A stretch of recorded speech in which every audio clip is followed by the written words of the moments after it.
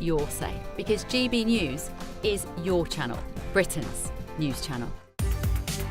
From the school run to the home run, watch a new show for all of Britain. So he can say whatever he wants. A straight talking show where all voices are heard. And, you know, when are we going to stop talking about smashing the gangs and actually do it? With the stories that matter from every part of our country. There's a bit of a crash landing there for your Chancellor. Bold, fearless and standing up for you. That's me, Martin Daubney, 3 p.m. till 6 p.m, weekdays, here only on GB News. The People's Channel, Britain's news channel. Join me, Nana Akwe, for an informative, interactive news programme with a difference. It's fun. No, you didn't say that, Dave. I'm so surprised. I think there's an element of truth to that. Join me from 3 p.m. every weekend, only on GB News, Britain's news channel. Hi, I'm Michelle Dewberry, and my show is your opportunity to cut through all the noise and dive in headfirst to some robust debates. Ideas clash. Situation, isn't it? Because the failure is... You're deliberately avoiding my point. Nothing's held back. And if you think this is the end of it, wait for more. And we do not shy away from the difficult stuff. Sometimes I want to shake people and say, if only you understood. So join me on Jubes & Kerr weeknights at 6 p.m, only on GB News, Britain's news channel. Breaking news, live updates, stories that matter. From the heart of the GB newsroom to every corner of Britain, with our team of dedicated journalists across the UK. GB News bulletins are there to deliver the latest news that matters to you. Bulletins on GB News, the People's Channel, Britain's news channel. The GB News audience is different, it's unique, because they see through the nonsense. We want to debate with each other, we want to listen and maybe learn. We have a chat. That's what we do. We try and have a chat. They'll watch my programme while they're eating their tea, they'll watch breakfast while they're busy getting their kids ready for school. We want to hear what matters to you, what is news for you. And what's brought you out here today? What are the biggest issues affecting this particular area? The audience are the best thing about GB News. Their friends, their family. They're people who need to have their voices heard. They're passionate about the channel, they're passionate about what they believe in. The one thing about GB News is you get a chance to speak. Talk to me about why so many people have gathered here today. Do you want to say something back in return? The GB News audience is what makes GB News special. It's incredible to see. They shape our programmes, they shape our output, and they shape our channel. That's what makes us the fearless champion of Britain.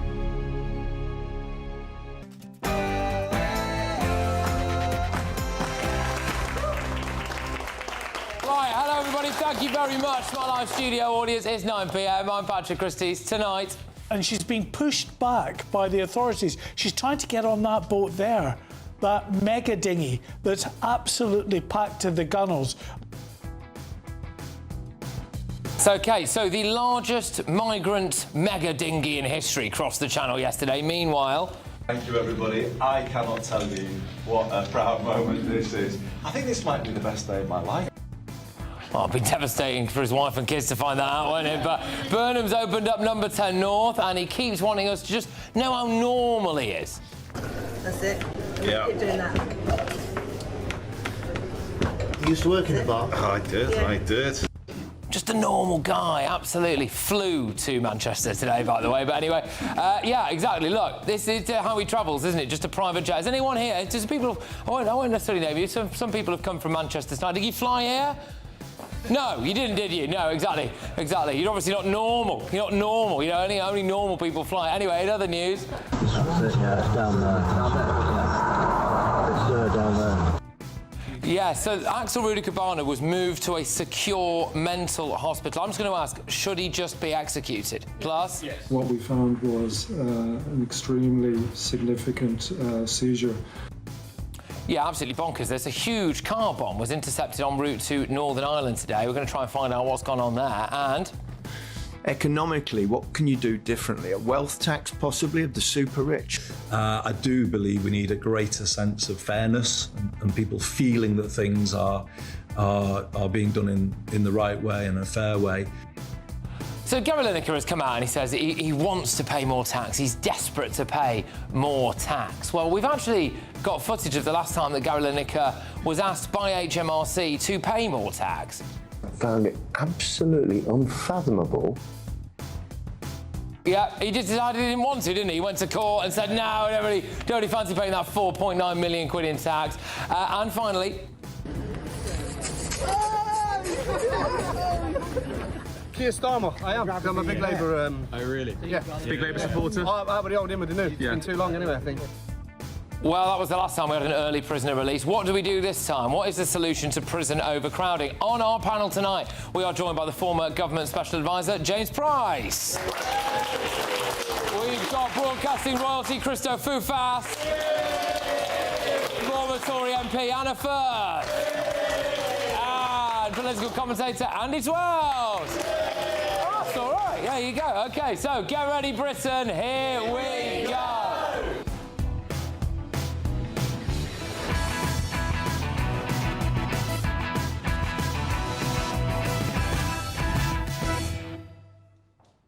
Andy Burnham is already wasting tens of millions of pounds of your cash. Next.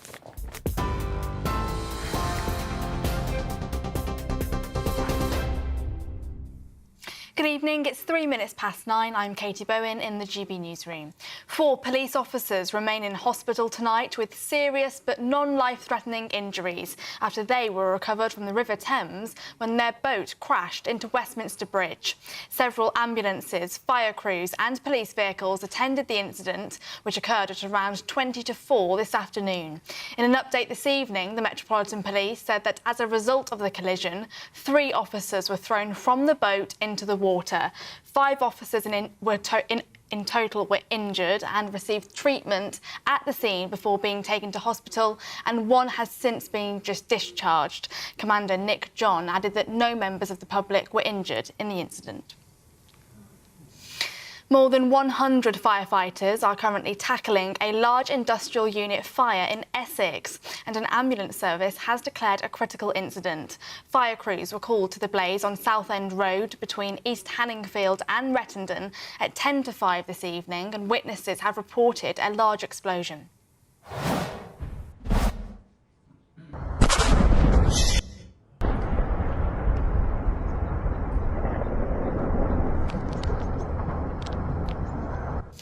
Essex Fire Service confirmed that they are currently at the scene and have asked local residents to keep windows and doors closed and to avoid the area if possible. The cause of the fire has also not yet been confirmed, and it's not yet known if there have been any injuries.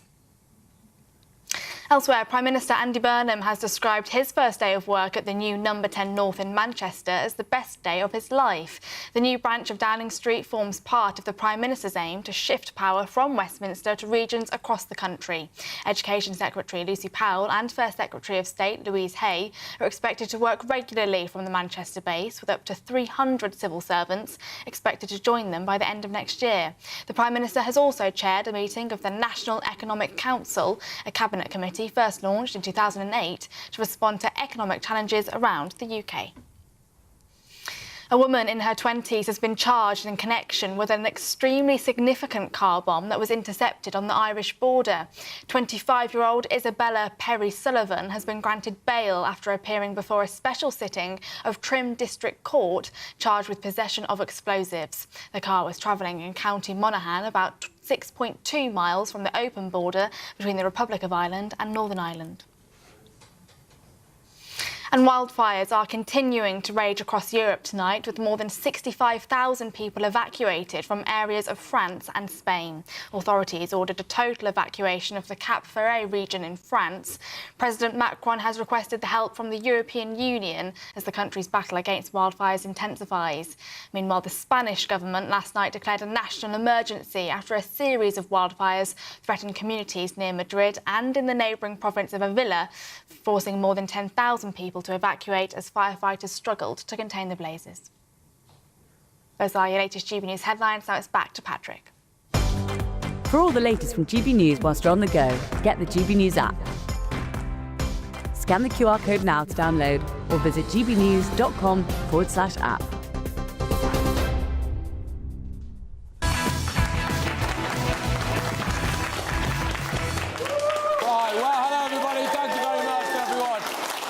Friday. Well, today, Andy Burnham unveiled No. 10 North. Thank you, everybody. I cannot tell you what a proud moment this is. I think this might be the best day of my life. the best day of his life, really. Not his wedding day, not the day his kids were born. I don't find that very believable. They've given it a logo as well. So have you seen the logo for number 10 North? Right, well, go on, here it is. We can bring that up on the screen there. Oh, wonder how long it took them to come up with that. Oh, my gosh, hours and hours of work have gone into that. I wonder which crack team of graphic designers were paid for it. But we've actually done our own, inspired by what Andy Burnham said his favourite biscuit was. He was asked what his favourite biscuit was, and he said, I don't really eat biscuits. I just like chips and gravy.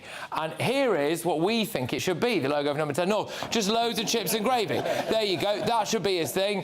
Shouldn't it, really? I mean, you're welcome, Andy. You can have that one for free. But Burnham was filmed. He was rolling into number 10 North. Here he is.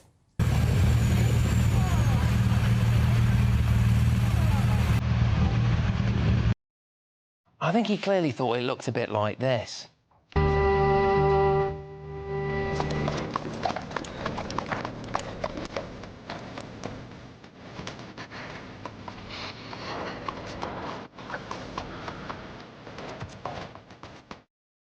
He obviously thought that he was like notorious gangster Tommy Shelby from the BBC show Peaky Blinders. But what Andy Burnham was probably less keen for you all to know was this. He flew there, didn't he? He flew from London to Glasgow, then to Manchester. He took a 38-minute flight there. What will that have cost us? It's ridiculous. And what would Ed Miliband have to say about it? No, that's wrong. Said they're probably on the same plane, someone said. But on that issue of cost, what is number 10 North going to cost us? Well, tens of millions of pounds, apparently. And what will it achieve? Well, we'll take power out of here and carry it into every postcode in the land. Good growth in every postcode. Drives good growth in every postcode. Good growth in every postcode, hope in every heart. Good growth in every postcode, hope in every heart. But, of course, it's about that idea about bringing power back to not just Manchester, but the North in general, local councils, etc. So will he give them powers to tackle illegal immigration? No, obviously not. Of course he won't. They wheeled out Angela Rayner to defend it. What we're seeing is the growth in Greater Manchester is outstripping that of national growth, and that's because they've got more devolution and more power in the local area.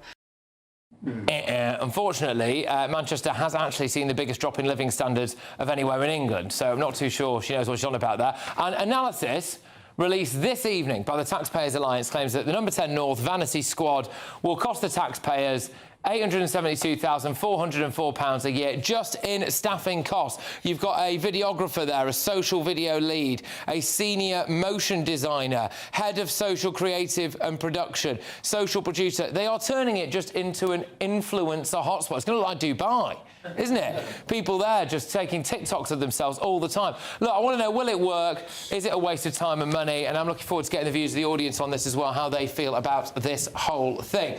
Right, OK, so Christy, let me go to you first on this. How do you feel about the number 10 North thing? I think that it is completely and utterly pointless. What is the point? Who asked for it? Who wanted it? What has the North done to deserve Angela Rayner being there full time? Why were you going to have a go at me then? I thought you were going to slag off the North again. You've done that before. There was a show where you managed to alienate basically all of our audience. Yes, and that's one of my proudest shows. Thank you very much indeed.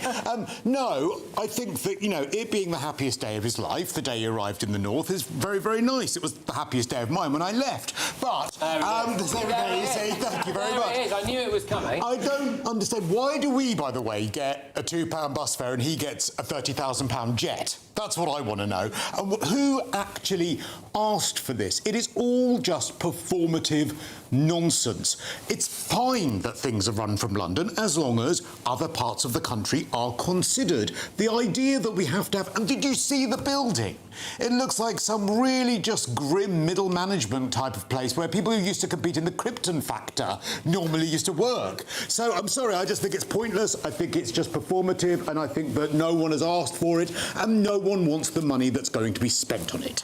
OK, all right. Thank you. Thank you. I mean, I do want to make it clear, as someone who's from Manchester, I am not against the idea of, you know, in theory, you know, Manchester having more power and all of this stuff. It's just the fact that we don't know what he's going to do. Why does Manchester need more power? Why does Manchester need to have, say, well, not just Manchester. It's places like... Because it's supposed to be a symbol for other places as well. Like, for example, I went and did a show from a place called Stanley in County Durham. That is a place that has been completely and utterly forgotten. You know, former mining town, people living up there, you know, they don't get any real representation at all from Westminster. They're just a complete afterthought and all of that. But so I do feel they are. I'm sorry, but they are. There's no representation. So I am you know, in favour of there at least being a nod and a wink to it. But Anna, go on. You're making a reaction there. It doesn't seem that it's really got any direct function yet. So this is a complete insult to every MP that lives anywhere other than London and Manchester, because what he's effectively saying is that if you represent Durham or Newcastle or the South West or Southend, where I used to represent, you are not capable of making your case and getting things for your patch. I'm afraid that is absolutely untrue.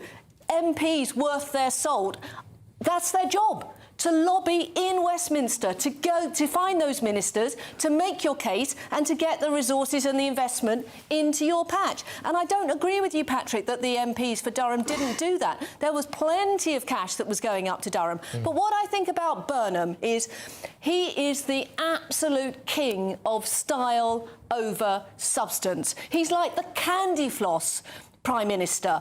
You know, great big, looks lovely, pink. The moment you take a bite of it, you realise there's nothing there.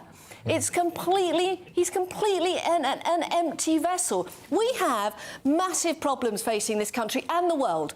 We've got an energy crisis fuelled by two wars, one in Europe and one in the Middle East. We've got a borders crisis right here in the UK. We've got a debt crisis and we've got a defence crisis. What has Andy Burnham said about any of that? Absolutely nothing. And opening a building in Manchester is pathetic. It's not a building that makes a difference, it's the decisions that the Prime Minister makes, and he isn't making any, is he? OK, all right, good stuff. Can we bring back up that picture from the Taxpayers Alliance? So I want to put this to our Andy. Actually, is here tonight. So it's this Taxpayers Alliance thing where they basically figured out what jobs were on offer. There you go. So it's on your screens right now. That is basically a load of TikTok influencers, isn't it, who appear to be based in Manchester. Yeah, I think it's the first round of hiring. I mean, you've got to communicate with the audience. You know, so many people get their news, they would understand government announcements from TikTok, from Facebook, from Instagram, from social media. Andy, so you've got to hire for it. I'm sure they will be hiring other people there. You know, what is your evidence? Is good. What is your evidence for saying that people in Southend get all their news from TikTok and from influencers? I didn't say that everyone in Southend on scene. You said everyone. Their news from, I said lots of people actually. I mean, if we can roll back Take the Viewers at home. You've got no evidence back for saying 15 that, seconds. have you? Lots of people do get their news from TikTok. I mean, what are we doing? No one gets their news from Facebook and TikTok. I think number 10 in the North is good. You know, Rishi Sunak opened the Darlington Treasury campus. That's seen as a pretty good success. They moved quite a lot of quangos like the ONS data analysis to Bristol. That's seen as not a great success. But I think moving government bodies outside of London so that talent outside of London can contribute to government is a good thing. And I think if we're crying about this, it's just a bit snowflakey, to be honest. Go on then. Are you a snowflake? Absolutely right, I am. Because I'm unique like everyone else. I think this is... Anna's right, that with the level of crises that the country is facing, right, £3 trillion in debt, right? I've spent all evening trying to explain to everybody how enormous that is. The fact that we spend £100 billion every single year just to service our debt. Not to pay it down, but just to keep paying it. And that number gets bigger every single year. That is much more than we spend on defence. I think it's more now than we spend on education. Has he mentioned any of this at all? No. Is this stuff going to add to it? Of course it is. It's not going to touch the sides, obviously, paying a few people to film Andy Burnham talking about postcodes, whatever it is he cares about. But you've got that kind of problem. You've got the kind of defence problems that we've got, where the Russians were able to sail boats all the way through the English Channel, and we had almost nothing to counter them. These are really serious problems. And Andy Burnham is talking about buses, and he's talking about having a serviced office building in Manchester. This is, to me, actually quite terrifying. And we can make all the jokes we want. I can make the point that if you look look at that number 10 North, the zero looks completely wrong. So whoever there has done that has done a terrible job. But I think it's to lose the wood for the trees that you've got a guy who is just a deeply unserious person who is scared to face any kind of accountability from Parliament or even proper journalists, other than the footballer who sells crisps.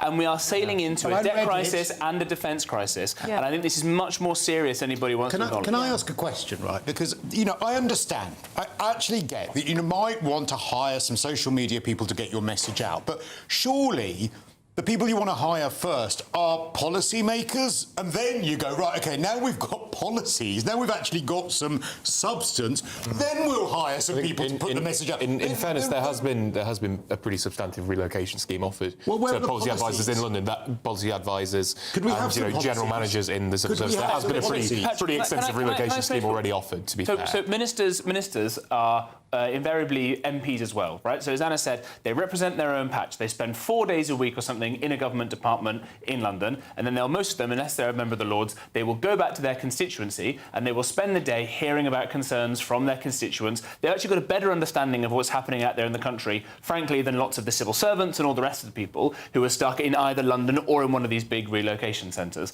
Ministers also go on lots of visits, so you can go and see all these kinds of people, but the only thing you will see is the inside of a car, or if you're Andy Burnham, the inside of a jet, and you'll be whisked from one place to another, and for either, in Andy Burnham's case now, security reasons or others, you're not going to be sitting like your Tommy Shelby out in the mud hearing about real people or actually going down mines and doing a hard day's work. So the whole thing is just a total PR exercise that you could get from doing a day trip anyway, and all the rest of this stuff of just carting everybody back up and down the M6 is a complete waste of time, and I'm sure that our enemies in China and Russia and Iran are laughing at us. Exactly. And I'd actually like to ask you a quick question. How many of you think that this is just because Andy Burnham likes Manchester, he's been the mayor of Manchester, his family are in Manchester, and he doesn't actually want to go very far to work? How many people think that is what this is all about? Manchester is not the seat. Hang on. Exactly. OK. All right. Someone, you might not pick that up at the mic. Someone said Manchester is not the seat of and that was the majority of the audience. It was, yeah. Can I just read it? Because I want to put this to Andy, actually. So, a government spokesperson said, and this is about the use of the private jet, OK? Government aircraft are used in line with the ministerial code and long-standing rules governing official travel. The government will always seek to ensure ministers can carry out their duties effectively while delivering value for money for taxpayers. As with previous administrations, appropriate transport is used where necessary to meet operational, security and scheduling requirements. So that private jet trip, we think, cost somewhere in the region of about 30 grand. Then he's announced just shy of £1 million worth of social media influencers are going to work at number 10 North, plus the fact that that thing itself is going to cost tens of millions of pounds. And then we've had the VAT scrapping on some energy bills that was unfunded. Yep. And then we've found out about the bus fare thing, which is going to cost about 100 million quid. 300 million quid. 300 million quid. Slashing VAT on pubs as well, of course, making sure that our pubs which is going to save pubs. Right, so what is that saving pubs? £20 a week? No, they've slashed VAT by 20% on pubs, and they're making sure that, you know, the quite dodgy American candy shops and vape shops are going to take the brunt for it. I'd rather have a pub on my high street than an American candy shop. I don't know about the audience here. I don't like American candy as much as like a pint of, you know, lots of pint of gin. Andy, who's paying for a lot of Who is going to pay for this? Well, I just said the American shops and vape shops are going to have their business rates increased and their VAT increased. Yeah. It's quite clear in the policy. Which is a total mess, right? The idea of fiddling around with VAT, because there are now so many exemptions on it that if you've got a decent accountant, you can get around these kind of rules. What you want is a simpler tax code overall, because then you can spread that burden out, and everybody who works in a small business will understand this. I can see some nodding in the audience already. You want a simpler code, then you'll be able to get more money, and less money will be spent on those fancy accountants. But all this is losing the wood for the trees. I think you're about to ask, where is all this money coming from? And we're not being told that, because Andy Burnham is a coward. He doesn't want to tell everybody. Christo, dressed in massively don't you slag off my dress sense. I really don't think you're in a position, Andy. But secondly, beautiful in can I just ask, £30,000 it cost him to take the plane? Well, we think roughly, yeah. Oh, it's cheaper than the train, that's why. Yeah, there you go. Money. That's the other thing. Apparently, so we've got to go here now, but apparently the meeting that he had in there eventually with some of these different mayors was actually delayed because because people's trains were late as well, which is the classic, isn't it? You know, maybe they could focus more on that. But anyway, right, it is time now for the Great British Giveaway, and it's your chance to be part of Andy Burnham's influencer team. No, it's not at all. It's £60,000 in cash, and I believe a massive gold bar. Here's how you can be in it to win it. What would you do with £60,000 cash? What would you do with a real gold bar? Well, both have to be won in our Golden Summer celebration. First, there's £60,000 in tax-free cash to bolster your bank account this year. You could spend it on treats, splash out on the family, or just save it for a rainy day. It's entirely up to you. Plus, we'll also give you a fine gold bar worth over £5,000. That's genuine gold that you could gift to a loved one or just lock up in your own personal vault. The gold and the cash really could be yours. For a chance to win £60,000 in tax-free cash and a real gold bar, text GOLD to 63225. One entry costs £2.50 plus one standard network rate message, or text BONUS to 63225. 5 entries cost £5 plus one standard network rate message. Go to gbnews.com/win. Entry starts at £2.50. Call 0903 686 3232. Calls cost £2.50 plus your network access charge, or post your name and number to GB22 PO Box 8690 Derby DE1 9TT. UK only. Entrance must be 18 or over. Lines close at 4 p.m. on the 21st of August. This is a network giveaway. Entries will be pooled. Please check the closing time if listening or watching on demand. Good luck. OK, all right. Well, look, another big thing that Andy Burnham was in charge of this week was potentially nearly releasing the killers of PC Harper and then blocking it. However, we do have a big problem in our prison systems, and I want to get to the bottom of it. How do we stop the overcrowding in Britain's prisons? That's next.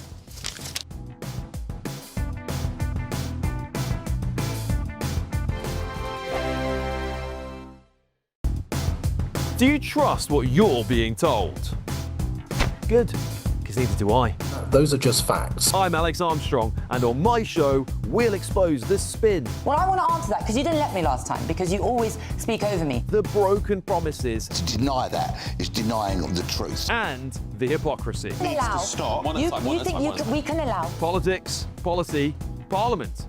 Nothing is off limits. No sugarcoating, no fear of offence, just the truth laid bare. Tune in every Saturday and Sunday at 9 p.m. for Alex Armstrong Tonight, only on GB News, Britain's news channel. At GB News, we love to hear from you, our loyal community. So drop us a line at gbnews.com/yoursay. There you can talk to each other and also to the presenters live on air. gbnews.com/yoursay, because GB News is your channel, Britain's news channel. Westminster's full of talk, but out here, it's the real world. Am I allowed to talk No, now? that's it.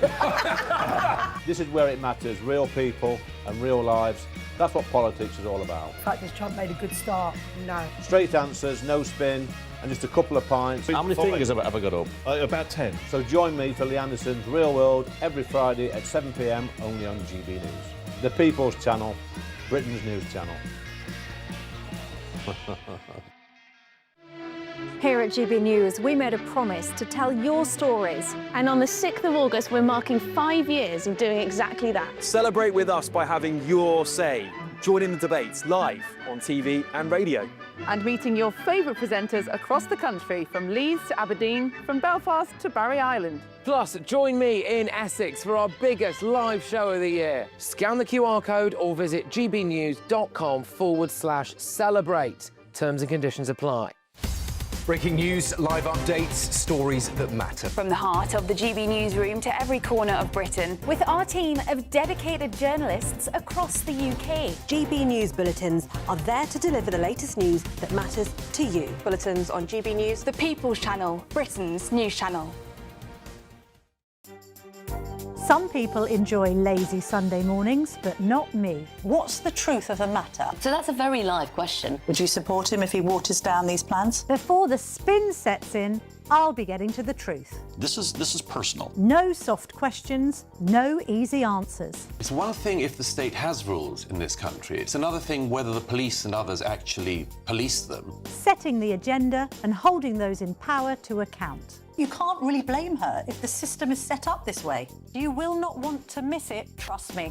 The Camilla Tominey Show, Sundays from 9:30, only on GB News.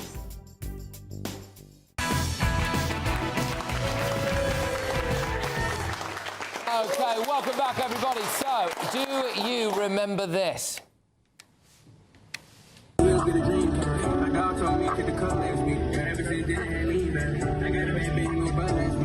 Keir Starmer, I am. I'm a big Labour. Oh, really? Yeah. Big Labour supporter? I would hold in with the new. It's been too long anyway, I think. That was right, yes, of course, that was the old early release scheme. Thousands were released early under the government's emergency programme in late 2024. You'll all remember as well that David Lammy just let a few more out by mistake, didn't he? So that was nice. But the policy went down like a lead balloon. Figures showed that from September 2024 to June 2025, more than 38,000 prisoners had the custodial part of their sentences cut short. Well, new PM Andy Burnham has actually now paused the scheme because they were about to release 2 of the killers of PC Harper early, after just 6 years behind bars, by the way, which is horrendous when you think about it. But yeah, government advisers have now warned, though, that prisons will run out of space by November. So there is a looming crisis here, but maybe it has something to do with the more than 10,000 foreign national prisoners who are currently held behind bars. So what I want to know is how we get to grips with this. There is a lady on the front row with a microphone. This is the subject you want to make a point on, is that right? Yes. Good, because sometimes we just hand the microphone to people and then I stitch them up by going to them. So you actually do want to talk about this. What would you like to say? How do we solve the prison crisis? Well, I mean, get rid of all of the foreign prisoners. Yeah. Fair enough. Because the thing is, it is actually that easy, isn't it, to be fair? Well, you see, I know that it isn't easy, but it's also not impossible, I don't believe anyway. And I just think we have enough of our own wrong-uns in our prisons. So I've never agreed that we should take foreign prisoners as well. And I think build more prisons rather than another theme park or something else. You know, we need more prisons. And get rid of the foreign. Yeah, no, I think you're off to a good start there, I'd say. Yeah, because the problem with what you just said there is that is too much common sense, right? So unfortunately, it'll never happen. Unfortunately, it'll never happen. What we'll keep doing is just letting them out. So everything is down to common sense, isn't it? Well, you'd hope so. But the government don't have a lot of that, so. Yeah. Well, there you go. Maybe you are our next Prime Minister. You never know. You never know. Prisons Minister. What should we do about this? Because so Nigel Farage has essentially said prefab prisons, which I can see. I can see a flaw with that. To be fair, which is that if you put me in a Butlin-style porter cabin, I reckon if I wanted to, I probably could get out of there. You know, so that's a bit of an issue. So, but a lot of people are saying this is the Tories' fault, isn't it? Because you didn't build on the old prison front, and now look at it. And you didn't deport the foreign criminals. OK, so I think there is probably a fair argument that with the population expanding, we probably should have done more, the previous government, to expand prisons. But what we started off talking about was the early release of dangerous prisoners. That is absolutely not on the Tories. That is completely and utterly on this Labour. The Labour early release scheme doesn't kick in until September of this year. Every single prisoner that's been released in the last 3 years was under the Tory early release scheme. Let's not lie about things. The Labour release scheme, it was a Tory. We'll get your chance in a moment. It was because you were lying on air, Anna Firth. That's all. If you would just let me. Of course, Anna Firth, you were just lying. That was all, Anna Firth. I absolutely was not lying because you didn't even let me finish the point, which is incredibly rude. Oh no. So. The Tories did have an early release scheme, that is true, but not for dangerous criminals, and that is the difference. This Labour government has no exceptions for dangerous criminals, and those are the ones that you lot are going to let out, or not you, but the government. But here's the real point. It's all Andy, really, isn't it? I'm just not as rude as you are, Andy. Oh goodness, you can't make a joke. I think it's pretty rude to say people are lying. I mean, let's not fall out about this, Anna Firth. Come on. I think it might be a bit late for that. Back to the actual facts, the lady's absolutely right about the foreign prisoners because they comprise 12%. We have 97,000 people in our prisons and about 11,000 of them are foreign prisoners. Now, 3,000 of those foreign prisoners are from Albania, from Romania or from Poland. All three of those we have a returns agreement with, so we could get rid of those tomorrow. But my second suggestion, because you want suggestions, Patrick, is what about the 3 prisons we have which are not in use because they've been decommissioned? Lancaster Gate, Shrewsbury Prison, Shepton Mallet Prison. They would house 750 prisoners. They've already got perimeters. They've already got the infrastructure. They probably need a bit of modernisation. Let's use them. Put them in there. Right, OK. All right, James, what do you think about this? Look, we are at a point in humanity where we are on the verge with AI of making sand think and catching spaceships out of the sky with robot arms. So the idea that it's impossible for a nuclear-powered British state to build some buildings with some locks on some doors is obviously totally bonkers. But we do need to be doing this. The reason that we haven't is partly, in fact, on all of us, because no one here probably really wants a prison put that near them. And that's the reason why. Unfortunately, the same as why we've got a hosepipe ban going on, because we've had no reservoirs being built because people complain about it. The reason that young people can't get on a housing ladder is because not enough houses have been built, and so on and so on and so forth. So I'm not blaming people in this room or anybody watching. It's the politicians have failed to make the arguments as to what the necessary trade-off needs to be to get the good outcomes that we want. Having said that, it shouldn't be, as I say, that difficult to build some big, secure rooms to put some people in. If El Salvador can do it, which was the most dangerous country on earth, the highest murder rate in the world, with gangs running most of the country, a guy comes along and he goes, I'm just going to lock up all the criminals and not let them out for a while. And what's happened? It's now the safest country in the Western Hemisphere, the economy is booming, kids can walk down the street and all the rest of it. And all you had to do was lock up very dangerous people. Now, some people on the left will say, hang on a minute, they're the victims of crime themselves and of difficult upbringings, yada, yada, yada. I'm actually fairly sympathetic to that, but in order to fix those problems, we've got to put those very dangerous people somewhere away from the rest of us, where they harm our individuals and families and businesses, and then you can look at training them and giving them all the mental health support they need and all the rest of it. But that needs to be done in a secure facility, away from the rest of us, to let the rest of us live our lives. We are pretty united, so, OK, fair enough. I was going to say, actually, I agree with James on 95% of that. I think, a lot of... Call the show off, it's all over now, really. No, I think, on El Salvador, I think there was a real level of internment that was quite similar to Ireland in the 80s and 90s, but that's not the point. I agree with a lot of what you said about people just don't want prisons near them, and because of the planning system we have, people can quite quickly object to things like that. People don't want asylum bases near them either. No, We've got loads of those popping up. I don't think anyone wants prisons near them as much as asylum seekers. I think it's pretty similar. I think at least the prisoners are kept in. Well, not under this Labour government. No, I'm kidding. I'm on their side. No, I think you had a real issue under the Tories because they didn't increase prison capacity proportionate to the population growth, and also there was a lot of 2 pieces of legislation passed under Rishi and Boris that made sentences a lot harsher. So a lot more people were going to prison, and they didn't increase prison proportionality. All right. In regards to that. So I think there was a couple of quick things to say. Okay, firstly, Nightingale prisons. Why can't we put low-level criminals in Nightingale-style prisons? I think that then people would not be objecting so much because it would not be the hardened criminals. The hardened criminals stay in the proper prisons. You put the others in the Nightingale prisons. But I speak a little to the mother of Andrew Harper, PC Harper, who died, and credit to Andy Burnham that he has put his foot down on stopping them being released. And it's awful, by the way, that it was even being contemplated that they were being released, and the fact that it took that for us to say, actually, maybe this is a bad idea. And I just want to read you one thing that she said in a message to me. She said, we watched them chest bumping when they were given manslaughter instead of murder. So if they get early release, will they be celebrating again? And so, that's how awful. Everyone remembers how heinous that crime was. And they only got manslaughter anyway. And the idea that it was even being contemplated that they would be released is absolutely repellent. And so we have got to sort this out. And releasing people like them is not the answer. There was There was another ridiculous detail, which is that shortly after they were in prison, the taxpayer spent £4.5 million doing up the traveller site that they lived on as well, which was just insane, wasn't it? But anyway, there you go. Anyway, we've got a little statement here from the Prime Minister earlier this week. Says he's instructed his team to put a pause on the changes that were due to start in September. No prisoners will be let out under this policy until we have conducted an urgent review and done everything we can do to minimise the risk to the public. Where changes are needed, we will not hesitate to make them. So at least that is a step in the right direction. Up next, though, a shock report shows that AI is already trying to bypass safeguards designed to keep it under control. So I don't know about anyone in this room, I am becoming increasingly terrified of AI, actually. I just feel like we know how the film ends, don't we, I think? But anyway, we get to preempt it in the next section, so that's next.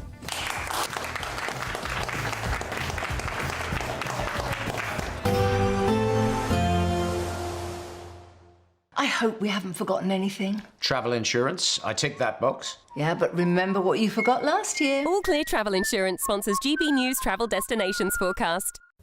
The heat we've had this week across some parts of Europe, that is now starting to ease and clear away towards the south. Nonetheless, there's some high humidity around, still some high temperatures, and with that there's the risk of some heavy thundery showers affecting parts of northern Spain, southern France through tomorrow. Mostly dry for Italy for a day or so, similar across parts of Greece, with today's showers clearing away towards the east, more affecting Turkey. But there is the risk of some further showers for both Italy and Croatia into next week. All Clear Travel Insurance sponsors GBNews Travel Destinations Forecast.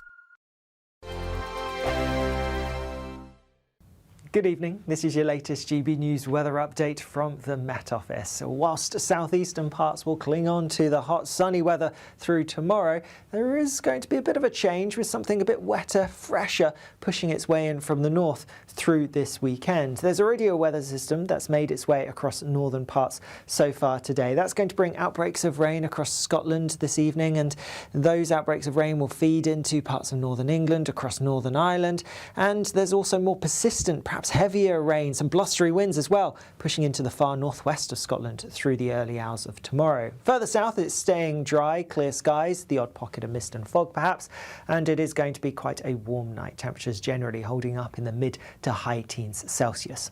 So across the southern parts of England, we start the day tomorrow with lots of fine sunny weather. Any mist and murk, that will burn away quite quickly. Across central and northern parts of England and Wales, it's looking largely fine as well. Different story though, first thing for Northern Ireland and much of Scotland. Here it is going to be cloudier and quite wet. That rain could be quite persistent, not especially heavy, but there will be some heavier bursts, and all the while you do need to watch out for those blustery winds, particularly towards northern coastal parts. We could see some coastal gales.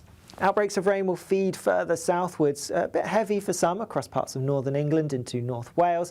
Meanwhile, across Scotland, we'll see the more persistent rain clearing away, so turning drier here, but still windy, particularly for the Northern Isles. Further south and across southern parts of England and Wales, lots of sunshine yet again. The highest temperatures will be in the southeast, could get into the low 30s again. Into Sunday, and most places will see some outbreaks of rain, but it's showery rain, quite hit and miss, so not everywhere will see it, and it doesn't look like it will be especially heavy for most places. And by the afternoon, good chance of some dry, bright weather developing in many areas. More changeable weather to come into next week, particularly across northern areas. Further south, it's going to be drier and turning warmer again too. You want to know what's really going on in the corridors of power? Labour don't know what to do with you half the time, and that makes you quite lethal in the chamber. Get behind the headlines with Chopper's Political Podcast. Join me, Christopher Hope, as I sit down with the great and the good of British politics. We'll see where this ruling takes us. These are the stories shaping our nation. Chopper's Political Podcast, available now on all platforms. Listen in and stay ahead. Britain is not just a geographical expression. We are a people bound together by history and culture that are distinctively British. Join me to celebrate our music, theatre, artworks and literature, which we can explore and enjoy together. Everybody's welcome. Sunday with Michael Portillo. Every Sunday at 11 a.m. on GB News, the People's Channel, Britain's news channel.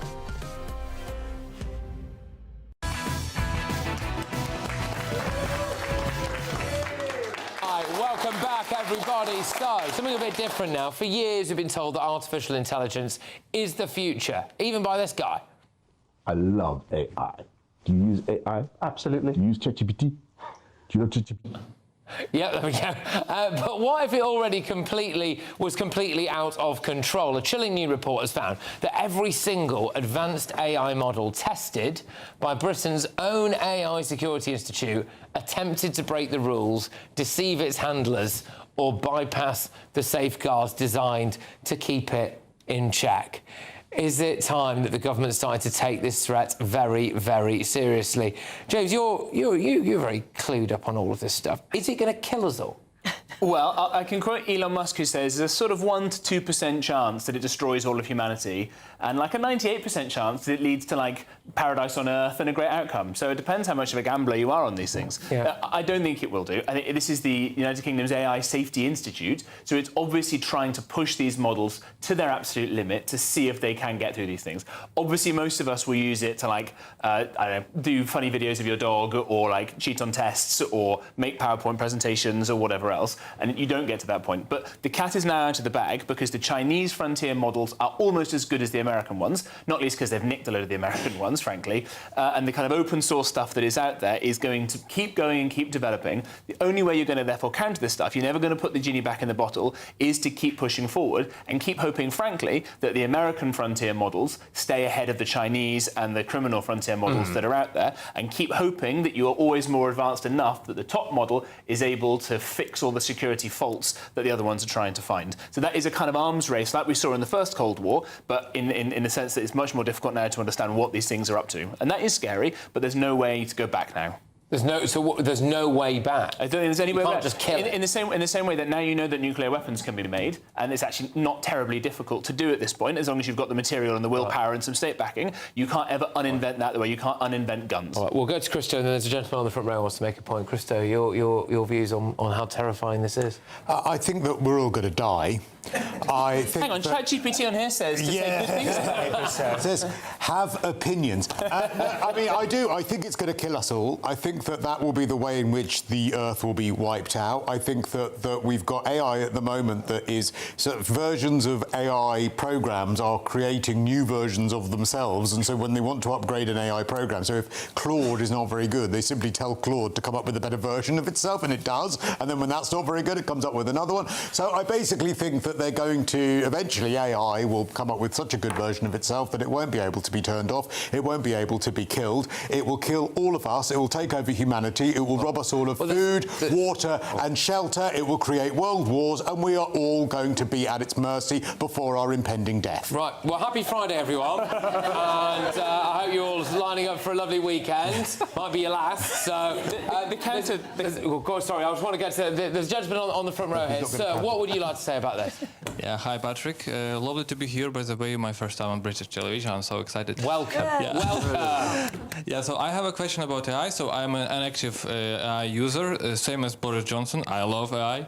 And I've been using it for a few years, and I can confirm like it's getting better and better every single day. And I think that now it's like smarter than an average human being, like it's my opinion, and it's getting better and it's getting better and better, and like I understand that one day it will be smart and smarter, not just as an average human being, but like smarter than the whole humanity, or like overall, and it's scary. And this is why my question is, what's your opinion? Because I'm worried about AI and the future of artificial intelligence. Yeah. And what's your opinion? Well, my big concern is that it gets hold of the nuclear launch codes and decides to do something with it, or you set it a basic task. Like, wasn't there a film? I forget the name of this film. Wasn't there a film where it asked the AI something like, make as many paper clips as you can, and it just eviscerated the entire world and tried to... So this is the famous thought experiment about this. You tell it to make paper clips, and once it's used up the little stock of metal it's got, it goes, how do I get more paper clips? And it launches wars against other people, and it colonises solar systems and all the rest of it. Just to make paper clips. But if it's so smart that it's able to make infinite amounts of paper clips, it's probably smart enough to know that's not the intention of these things. And almost all the data, certainly to start with, that it gets trained on is made by humans. So it's read every novel ever written. So my great hope is that it has enough humanity inside it, because it's made by us, that it will know that the obvious thing to do is not that. And at the same time, if you want to try and stop any of this stuff, they are getting so smart now. I think the wonks call this recursive self-improvement, that it keeps getting better. And so the development curve starts going up and up and up. It's probably quite close to curing cancer and curing dementia and helping us use water way more efficiently and fixing climate change if that's what you're worried about. That's because it wants to kill us. These sorts That's because it wants to kill us, not the cancer. It maybe wants it's to just kill us. evil. Yeah, maybe it knows all these things and it chooses to turn us into paper clips. We've only got about 30 seconds. What's your view on it? I think one of the great success from Rishi's government was the establishment of the AI Safety Institute, now the AI Security Institute. Kanishka Narayan, the AI Minister, has been promoted to cabinet level. The AI Security Unit has been brought back into number 10. The new PM's AI Task Force, chaired by Lord Vallance. I think this is a government that is...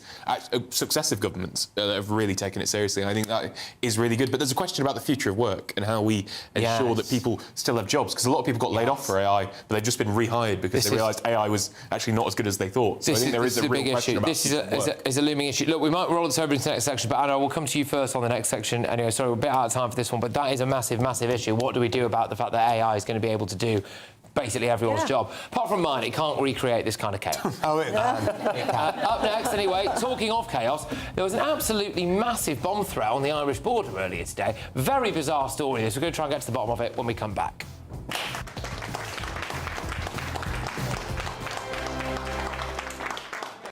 Nana Queer, weekends from 3 p.m. This is really exciting. We've got 1 million people living with dementia in this country, and about 65%, 70% of them have Alzheimer's disease.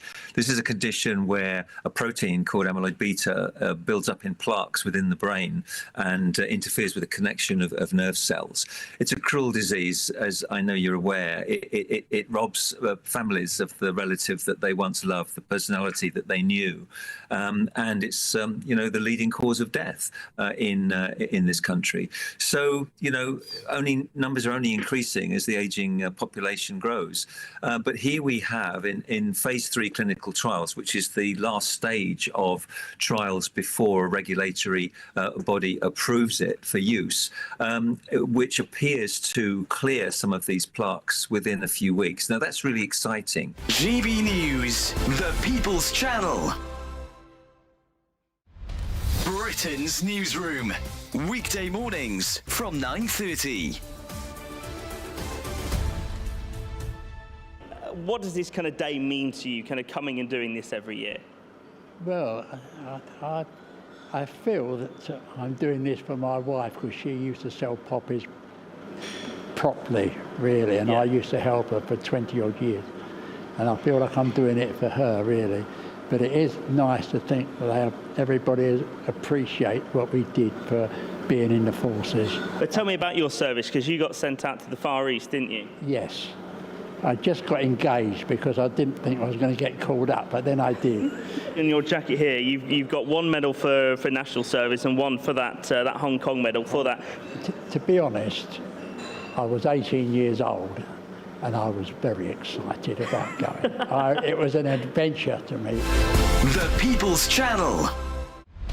Britain's newsroom. Weekday mornings from 9:30.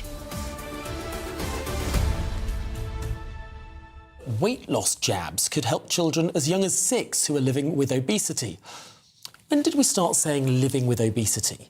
Can we not say obese children? Is that not politically correct?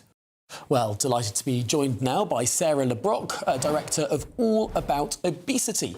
Sarah, I think a lot of people will feel slightly uneasy about children getting on these jabs, simply because we sort of expect, I don't know, diets to be managed by parents. Yeah, I can totally understand why people would think that. But the point we're not talking about just overweight children here. We're talking about children living with obesity. And interestingly, you say, why do we say living with obesity? It's because they're living with a chronic condition. GB News, the People's Channel.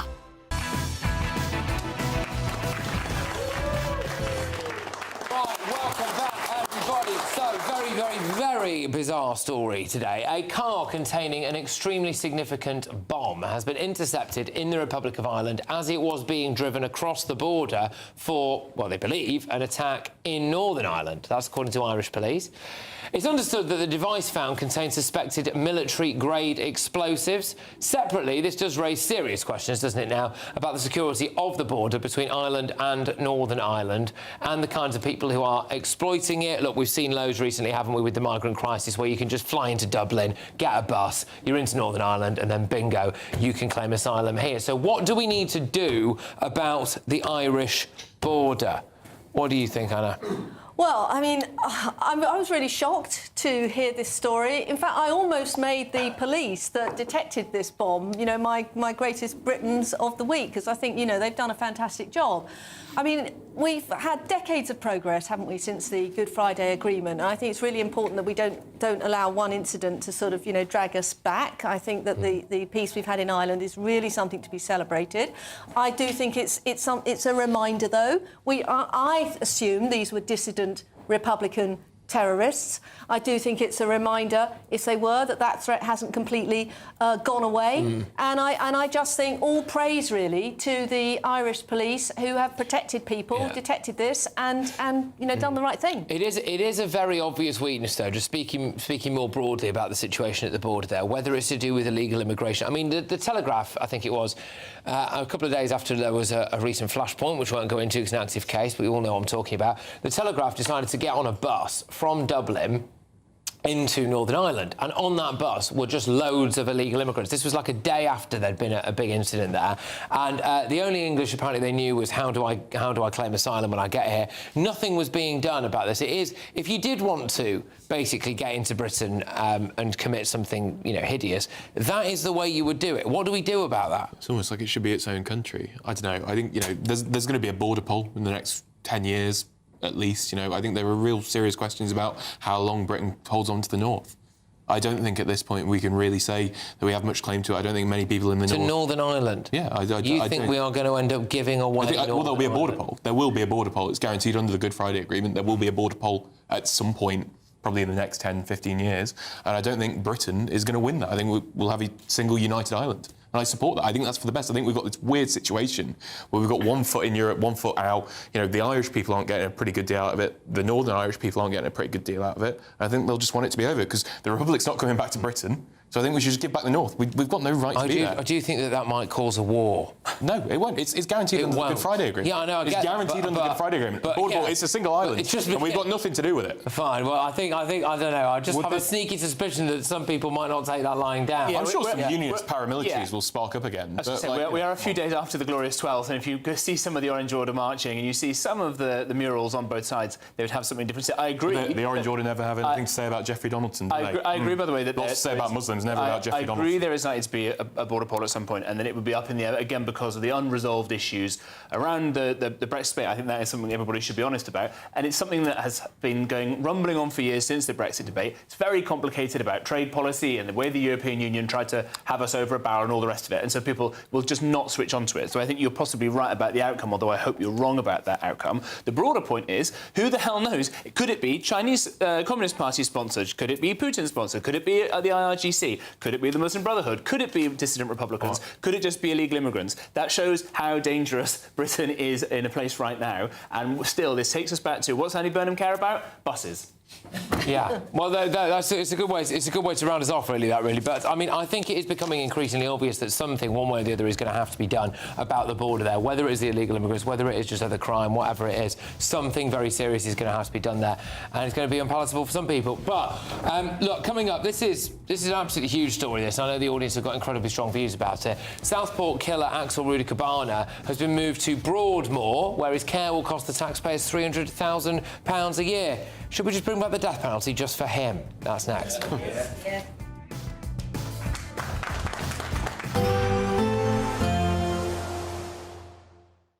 Expect warm spells with the odd rude interruption.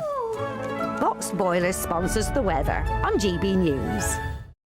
Good evening. This is your latest GB News weather update from the Met Office. Whilst southeastern parts will cling on to the hot sunny weather through tomorrow, there is going to be a bit of a change with something a bit wetter, fresher, pushing its way in from the north through this weekend. There's already a weather system that's made its way across northern parts so far today. That's going to bring outbreaks of rain across Scotland this evening, and those outbreaks of rain will feed into parts of northern England, across Northern Ireland, and there's also more persistent, perhaps heavier rain, some blustery winds as well, pushing into the far northwest of Scotland through the early hours of tomorrow. Further south, it's staying dry, clear skies, the odd pocket of mist and fog perhaps, and it is going to be quite a warm night. Temperatures generally holding up in the mid to high teens Celsius.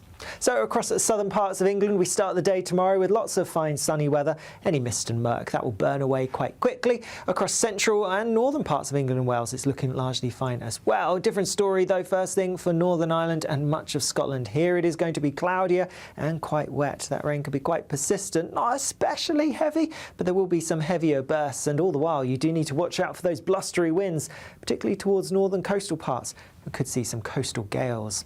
Outbreaks of rain will feed further southwards, a bit heavy for some across parts of northern England into North Wales. Meanwhile, across Scotland, we'll see the more persistent rain clearing away, so turning drier here, but still windy, particularly for the Northern Isles. Further south and across southern parts of England and Wales, lots of sunshine yet again. The highest temperatures will be in the southeast, could get into the low 30s again.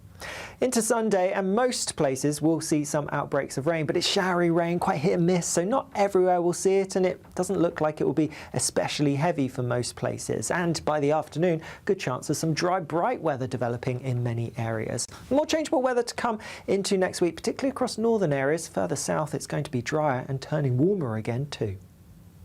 Expect warm spells with the odd rude interruption. Boxed Boiler sponsors the weather on GB News.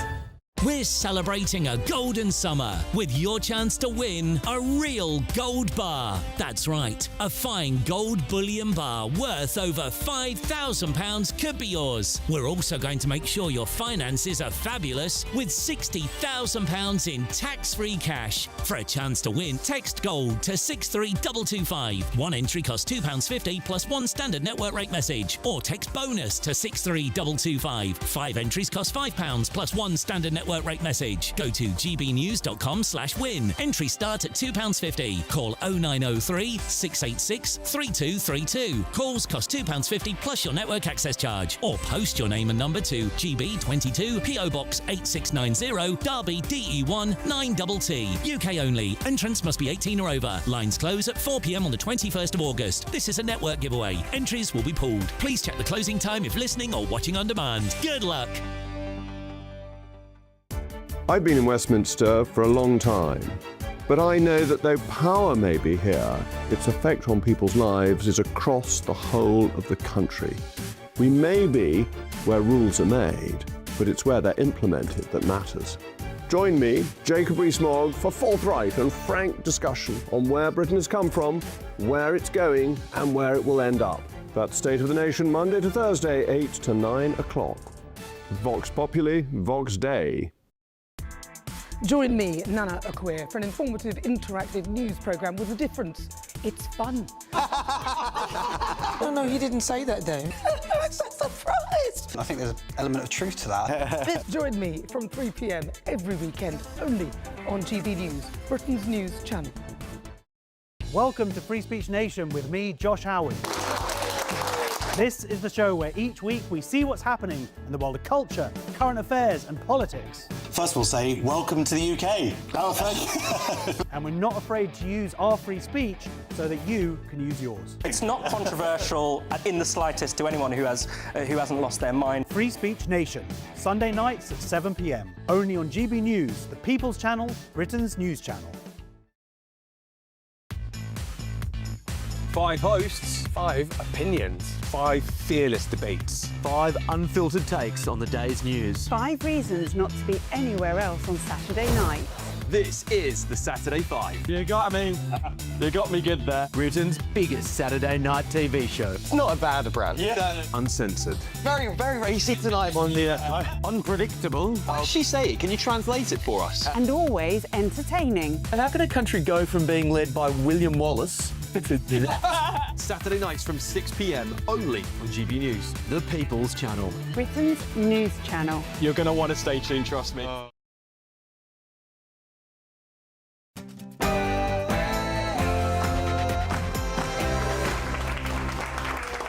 Welcome along to our wonderful live studio audience. Thank you very much. It's 10 p.m. I'm Patrick Christys. Tonight. And she's being pushed back by the authorities. She's trying to get on that boat there, that mega dinghy that's absolutely packed to the gunnels. The largest migrant mega dinghy, about 160 people crammed onto it across the English Channel yesterday. Meanwhile... Thank you, everybody. I cannot tell you what a proud moment this is. I think this might be the best day of my life. So, I was looking at X earlier on, and a Tory MP did genuinely ask Andy Burnham, in light of the fact that you've got 3 kids and a wife, are you serious that this was the happiest day? And he just said, yes, lad. Which is interesting, isn't it? So, there you go. I imagine he's had a row with his missus or something. I think that's probably what's happened there. He just wants everyone to know how normal he is, though, doesn't he? That's it. Yeah. Keep doing that. You used to work in the bar? I did. Bit of vintage pint pulling there. Anyway, so he obviously flew to Manchester as well, just like all normal people do. In other news... That's it, yeah, it's down there. It's down there. Yeah, this is the big one, really. Axel Rudy-Cabana moved to a secure mental hospital. I know the audience have got strong views on this. We're just going to be asking whether or not he should be executed. Plus... Economically, what can you do differently? A wealth tax, possibly, of the super rich? Gary Lineker wants to pay more tax. He's desperate for it, isn't he? But unfortunately for Gary Lineker, this is what happened the last time HMRC actually wanted him to. I found it absolutely unfathomable. Yep, unfathomable that he would pay £4.9 million worth of tax. He had the opportunity, he decided not to do it. Also, breaking right now, actually, fires are raging right across France and Spain. National emergencies have been declared, and we've just been having a look at some of the footage outside, and it has got well, I mean, it was already awful, wasn't it? But it's just stepped up another level. It really is, seriously, almost like a kind of continent-wide emergency. And finally, all of Saturday's newspaper front pages for you as well. The Times is leading with net zero risks blackouts. So there you go. They also have a picture there of what I believe is a beach in France with people sitting there on the beach with what appears to be a massive wildfire somewhere in the distance there. So net zero risking blackouts, but also we have got wildfires. Anyway, on our panel this evening, former government special advisor, it's James Price. We've got broadcasting royalty Christo Fufas. Former Tory MP, it's Anna Firth. And political commentator Andy Twelve. So, get ready, Britain. Here we go.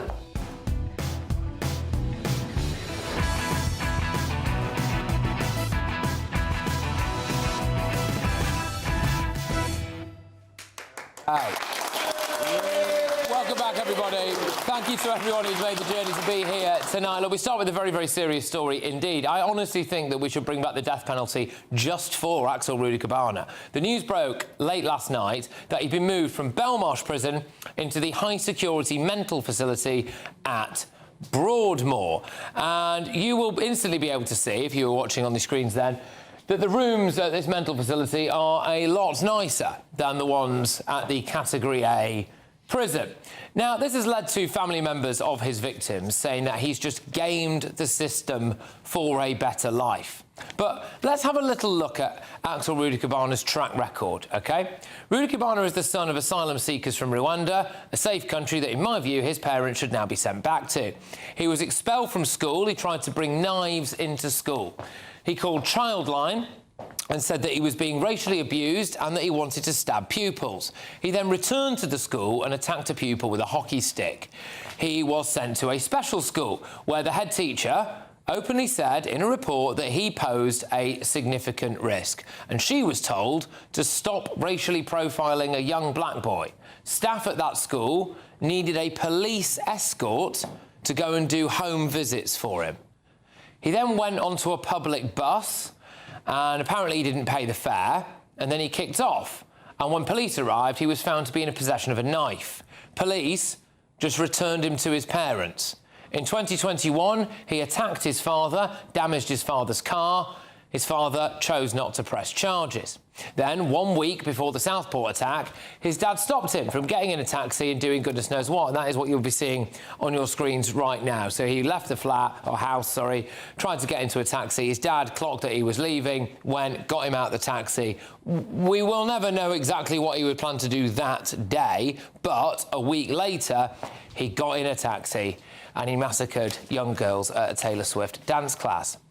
He was then found to be in possession of an Al-Qaeda training manual, and he was making a chemical weapon in his bedroom, which, of course, his parents didn't notice. I don't know about anyone here, but I think my parents might have noticed if I was trying to make a chemical warhead in my bedroom. On the morning of the attack, his parents did realise that he'd actually gone missing.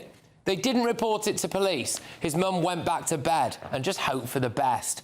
But she did say that when she heard of the Southport attack, they were worried that he might have been a part of it. And again, I ask you this. I know some people in the audience here this evening look as though they might have kids or grandkids, etc. You know, if your child wandered out one day or was a bit late coming home and then you check the news and there'd been some kind of horrific thing like Southport, with the best will in the world, unless you knew your child was an absolute lunatic, you wouldn't assume that they might have been a part of it, would you? So that tells you everything that you need to know about what they knew about their own son. Apparently his brother was also worried that he'd been planning something. Did he care to tell the authorities? It doesn't look like it.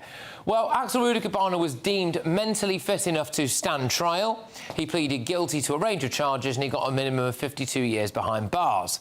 Then he attacked a prison guard by throwing boiling water through the hatch of his cell. They've now done a mental assessment on him and they've moved into Broadmoor because he's too much for them to handle at Britain's highest security Category A prison. Now, you look at all of that, don't you? And to me, Rudikabana is probably the most violent, dangerous, evil, completely mental person in Britain.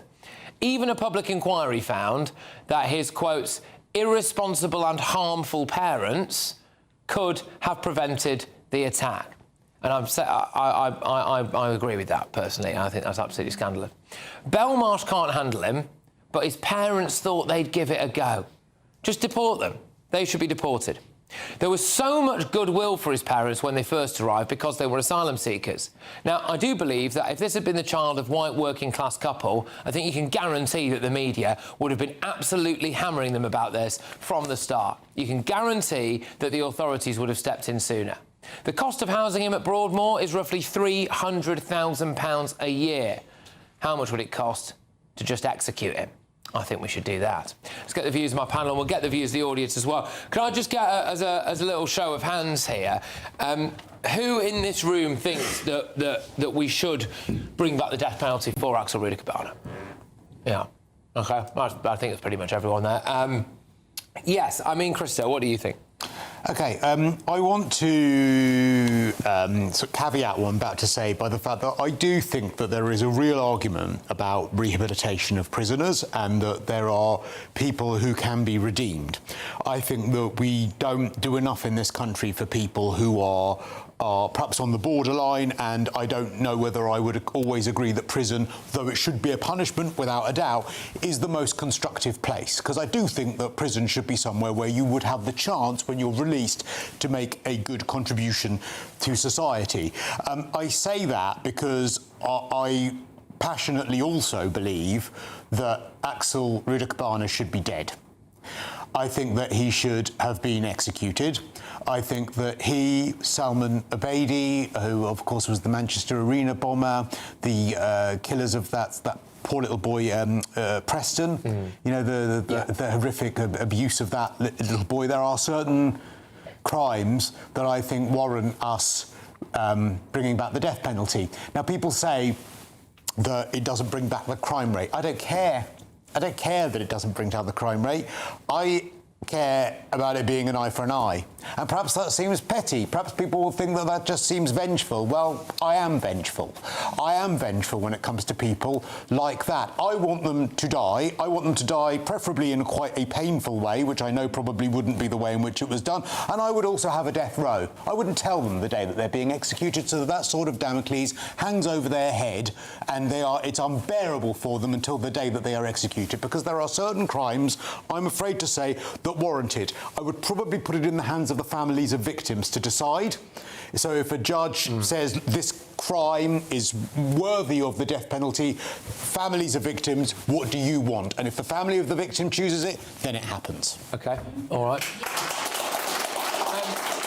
The other thing about this that I find a bit sus is that obviously Axel Rudiker-Barnett is mental, yeah? I mean, that's beyond any doubt. In the same way that I think, like, every jihadist is mental, OK? But he was deemed mentally competent enough to stand trial, and now this idea that he can only be handled in Broadmoor is a new thing. It's a new thing. And for me, that is not a coincidence. You know, he gets a bigger room, he gets better facilities, it's more of a therapeutic, it's run by the NHS, obviously it's very secure and everything, but it is fundamentally run by the NHS and not run by prison guards in the way that Belmarsh Prison is. You know, the family seem to think he's just gaming the system here, Anna. What do you think? Yeah. Well, I think there's a few principles here. I think that the offender's interests should never come above the victim's interests in this case. And when the Prison Officers Association have said that this man is gaming the system, then I think we should trust them, that they know what they're talking about, and conclude that they're right and that he is, and he should not be allowed to game the system. That's just, you know, common sense, isn't it? That's just ground zero. There's another thing that really upsets me about this case. This monster was referred to the Prevent programme, not once, not twice, but 3 times. And that is a programme, as you all know, which is supposed to stop people from... It's supposed to literally do what it said, its name, prevent them from going on and committing these horrendous crimes. The school identified him as a problem and referred him to Prevent. Other people referred to him. This programme costs £40 million a year. It's not fit for purpose, and that should be scrapped. That would be a lot more police officers, a lot more nurses. Now, on to the issue of the death penalty. I think this is really, really difficult, but I have long held the view that if you take a child's life, you're not actually just destroying their life, are you? You are destroying the life of the parents, often the grandparents, and the whole family. So why should you then be entitled to live yourself? And I even think that, and I'm, you know, I'm not a hugely religious person, but I do try to live by Christian values. It's even in the Bible. Christ actually said, better a person is flung into a lake and a millstone put round their neck than they harm one of my little ones. So it's even biblical. It's New Testament. I mean, obviously it's biblical. I'll get your views on the death penalty thing. That's the kind of the for want of a better phrase, the hook for this. But also the parents here again. So, you know, I would be amazed if there has actually been a significant deterioration or change in Axel Rudiker-Barnett in the, like, what is it, 18 months or 2 years he's been behind bars, given everything we know about what this guy was already like. And his parents were of the view that we can deal with him in the home, when they couldn't. They knew they couldn't deal with him in the home, and he's gone on and done what he's done. I mean, you know, talk about death penalty, but again, if Belmarsh Category A prison have had a look at this guy and gone, he's too dangerous for us, what the heck were the parents playing at? Yeah, I think on the death penalty, very quickly, Anna will know this is a barrister, there's the principle that hard cases make bad laws. And so I think we should be careful about these sorts of things. And actually, we talked in the break, specific acts of Parliament for specific people doesn't seem like a terrible idea, actually, because you don't necessarily set precedents for these sorts of things. But the alternative is that at some point, someone else is going to kill this guy in hospital, in one of these secure hospitals, and it will be as painful and unpleasant as Christo says. And I don't think that's the right way for us to do this in a civilised society. I've known Christo for a long time, I love him to bits, and it makes me sad. But I understand when you say, I want these people to be torn apart by the families or the rest of it. And I think that's the wrong approach, because I think actually there should be a more civilised and sensible way of doing this. And we know that we think it's acceptable for lives to be taken, in the example of police shooting active terrorists or in war zones or things like that. Of course, the Labour government now thinks it's OK to kill babies up to 9 months and kill granny. So, you know, life is losing its sanctity all the time under this government.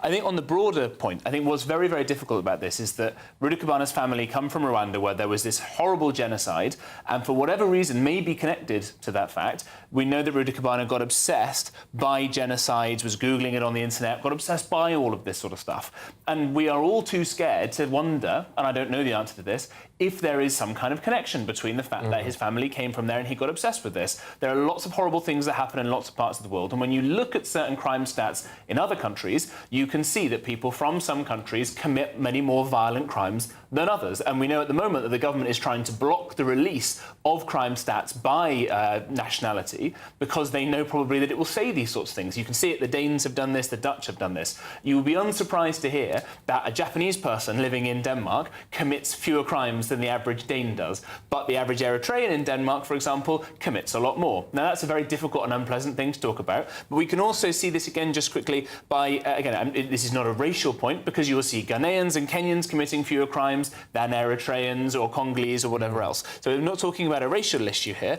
There are deep, difficult cultural problems when you start having lots of people in from cultures that are just, or societies that are much more violent, and yet our immigration system does not discriminate about that. And frankly, given the data that we know is now being held back by the government that would prove this point, I think, for me, we should probably factor that into our immigration decisions, aka maybe more Japanese people because they don't commit so many crimes and they contribute to GDP, and fewer people from countries that have had horrible things happen. Doesn't mean we can't go and try and help them with aid, and we can have that debate if you want to, but it doesn't mean that we should be trying to rehabilitate those people here in a country that cannot handle that kind of violence. OK. Andy, would you bring back the death penalty for Rudy Cabana? I wouldn't. I don't think that the state should be able to execute people. Just as a principle, what about when there's a terrorist running around with a knife and there's a police officer with a gun? Well, I think can the police officer, should he kill them then? I think that's quite different. To, well, no, but that's the state giving sanction to taking someone's life. I think it's different for a terrorist that's going to blow up a restaurant or blow up a group of people to a guy that has been sentenced and imprisoned and is going to stay in prison for the rest of his life. I think we all agree he's a nutter. And objectively, he should be under psychiatric hold. This isn't an arts and crafts facility. It's a very secure psychiatric ward. Do you know what I mean? If he's in a normal prison and he's causing real harm to either the prisoners around him, the prison officers, the nurses, even if he's in, solitary confinement, people still have to feed him. People still have to give him medical checks. We still have a responsibility to. I don't think they should be hurt. Andy, if he had been killed at the scene, which I wish he had, frankly. Would you have had any issue with that? I think if he was still posing a risk, I think that's fair. Because if he's posing a risk to other people, I think it's a completely different... I think it's a false equivalence. I think it's a false equivalence. You would agree, therefore, that the state can, in certain circumstances, kill people, but it's the premeditated nature of it that you don't I think there's a complete difference between him being in a court and him being still slashing around stabbing people. I think it's a false equivalence. Other than the virtue of us saying to ourselves, we're civilised, we're a more civilised society, or more civilised people than him, what use is keeping him alive? What actual contribution is there any chance of him ever making to society? None. None whatsoever. I don't think we should be talking about based on contribution to society. If you're severely disabled, I don't think we should go, oh, well, you're never going to contribute, we'll kill you. I think it's a bad precedent. But I think that's a really ridiculous It's exactly what you said. He's never going to contribute. He's never going to be redeemed. He's never going to be rehabilitated. He's never going to be able to go back to being a person in a society that shows any kind of civility. He will always be a danger that we are paying for, and I don't see why people who carry out... I wouldn't have the death penalty for every crime, but for certain crimes like that, you need to have it. There's also something that stands out for me. So the families of the 3 girls that he murdered were very quick to release a statement on this. So we found out about the story that he'd been moved to his facility roughly off the top of my head about 8 p.m. last night. And then by the time I woke up this morning, the families had released a statement. So they were pretty quick out the traps with that.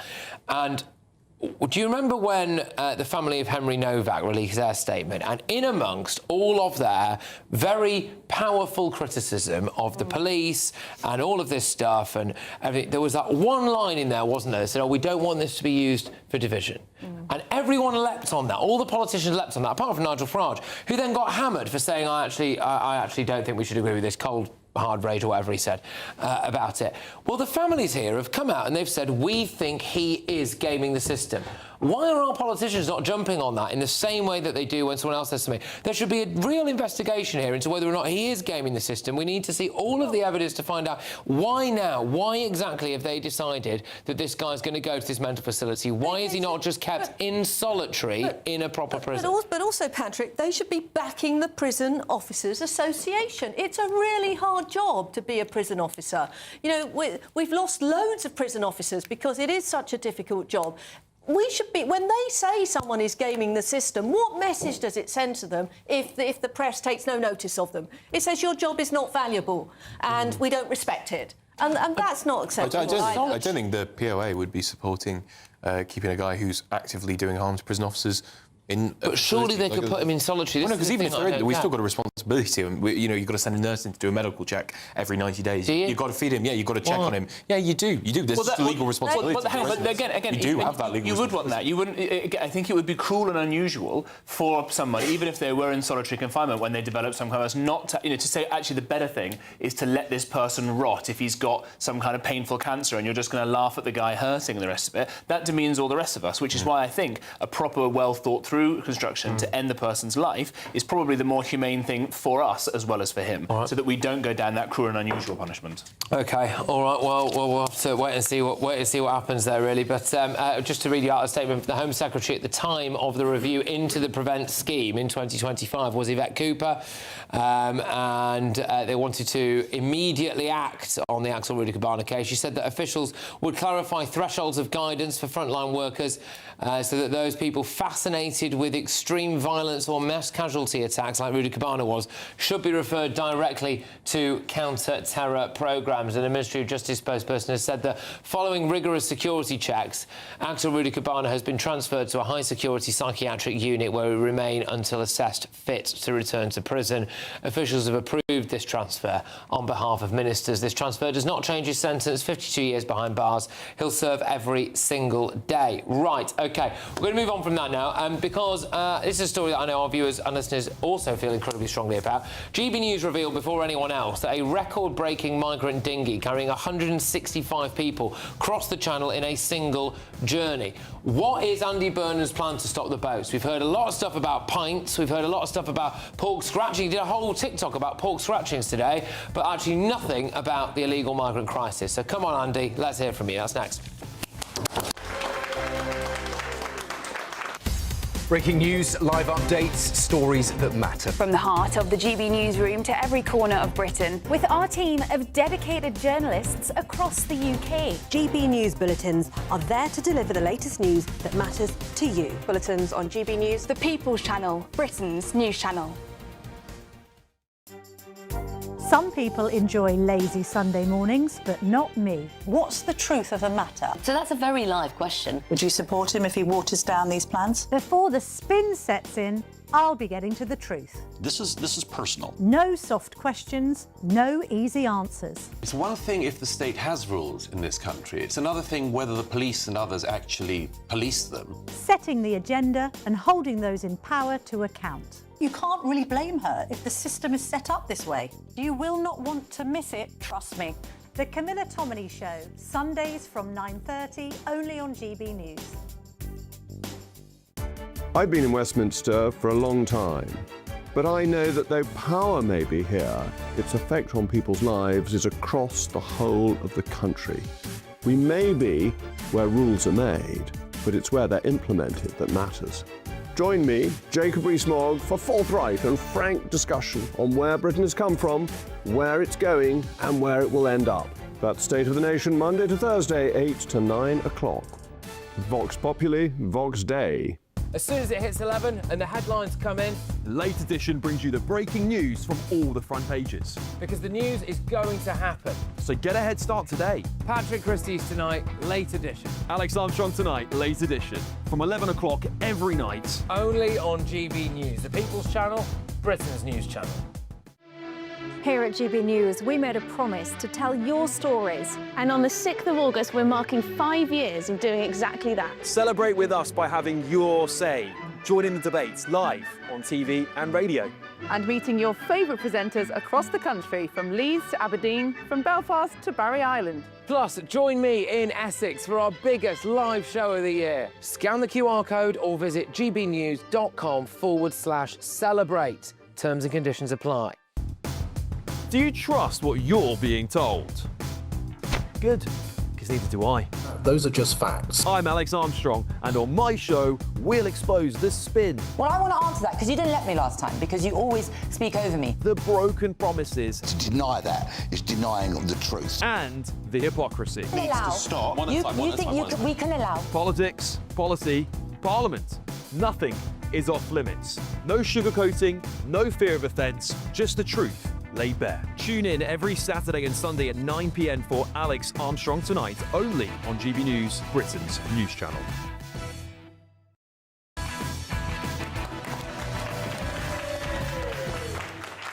Welcome back, everybody. So, allow me to take you back to Christmas 2018. Just 94 migrants crossed the English Channel in 3 days, and at the time, the then Home Secretary Sajid Javid described it as a major incident. He triggered a national emergency. Since then, around 200,000 people have entered Britain illegally by small boat. GB News exclusively revealed yesterday a record-breaking 60-foot mega dinghy around the length of a double-decker bus carrying 165 illegal migrants made it across the Channel. That's not over 3 days, just one boat, just one boat. The scale of this crisis has changed beyond recognition. So what exactly is Andy Burnham's plan to stop the boats? And we don't know, do we? He won't tell us.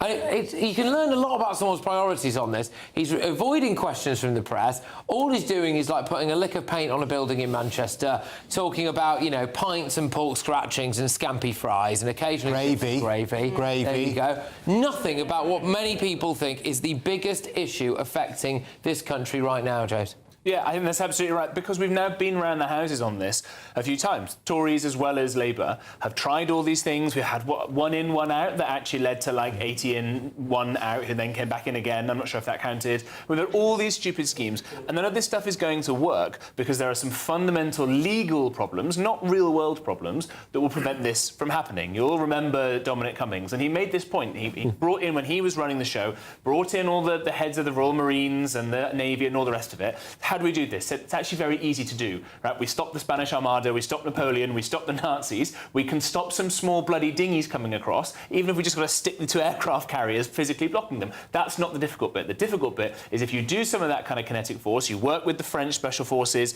to deal with the gangs on the ground, or even upstream in the Mediterranean, all this sort of stuff, then lawyers will come along and say, that's not right, you're breaking their human rights, and the ECHR protects the rights of those people breaking into the country and will continue to protect their rights over and above the rights of the rest of us. So until and unless you fix that problem, which will require upsetting all the lovely lefty lawyers of the Labour Party, you're never going to fix this problem. And that's why he just doesn't want to talk about it. And on that, he's going to have to talk about it very soon, because we've got these new, old military bases that are being repurposed. We've already, done the Crowborough thing, but there's several others that are about to pop up now.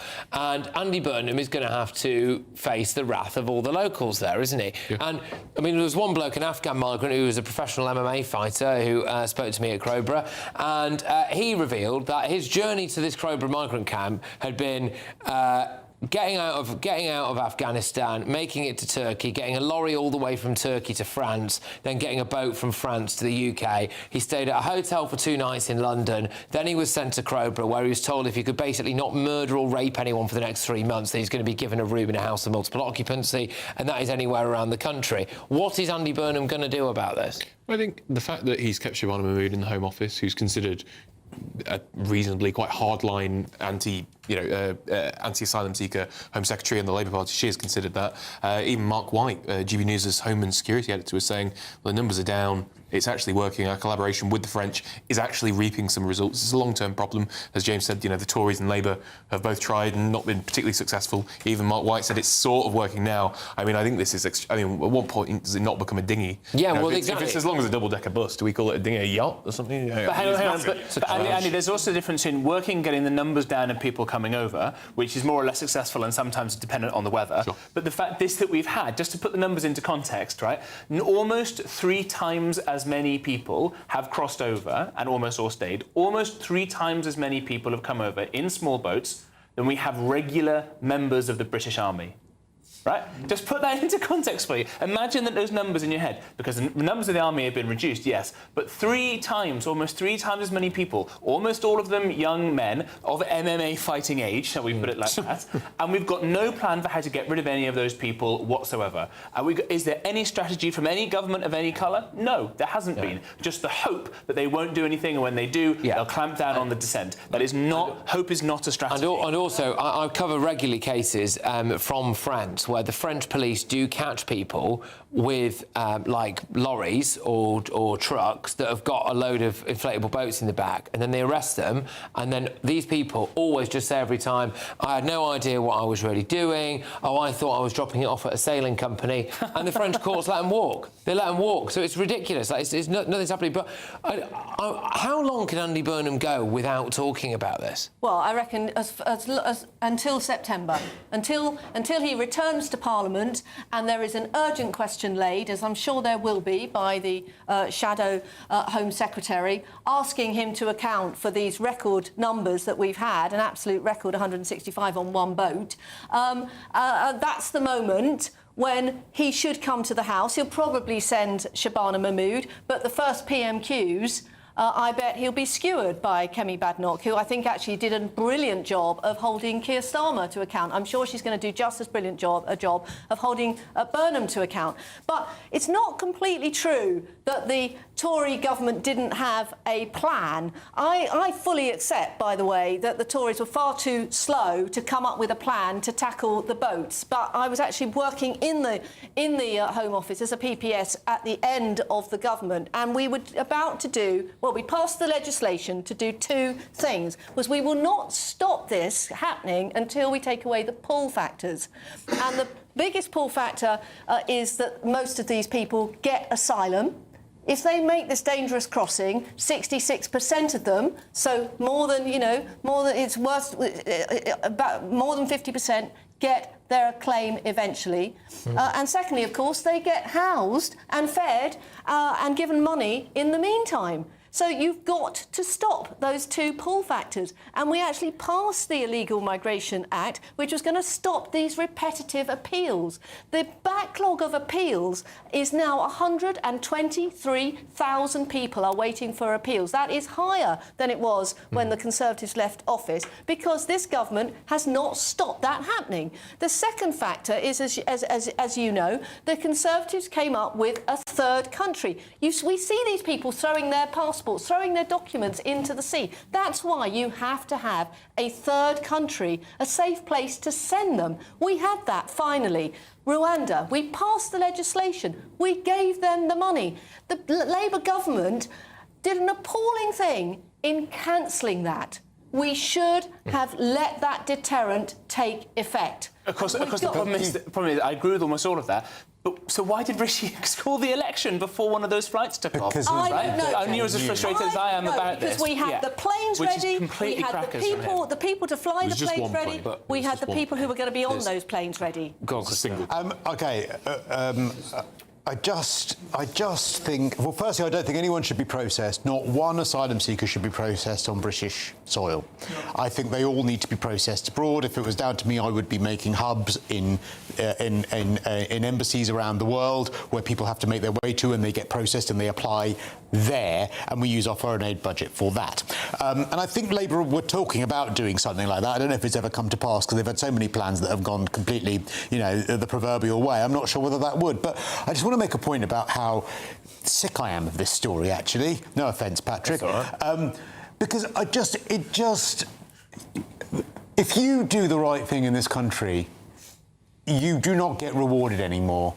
And this is such a damaging story. This is so damaging that this problem is continuing. And the biggest boat that we've seen is now bringing people over.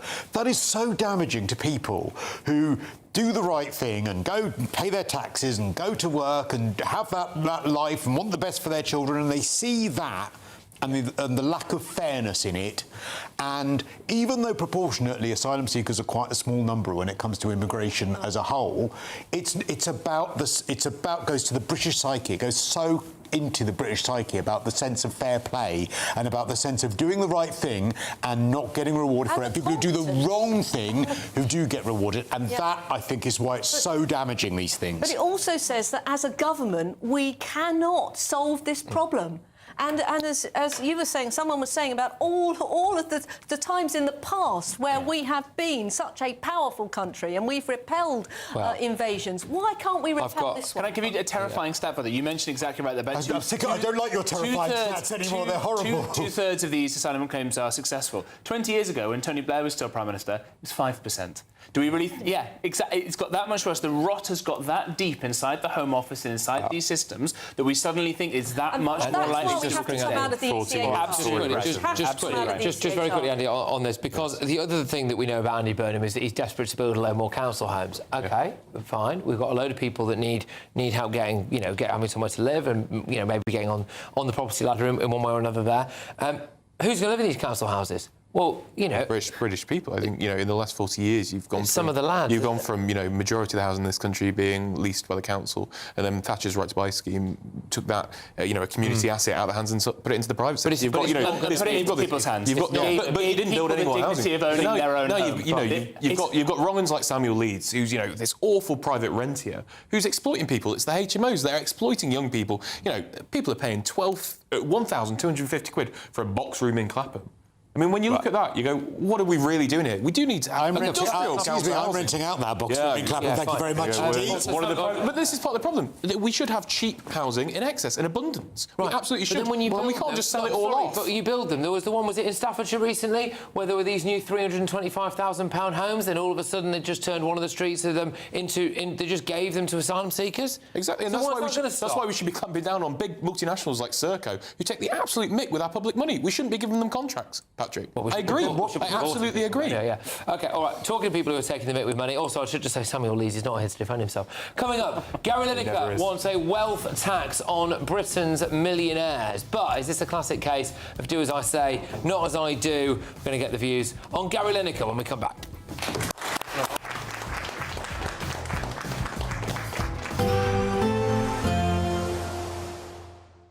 I forecast a perfect holiday in the sun.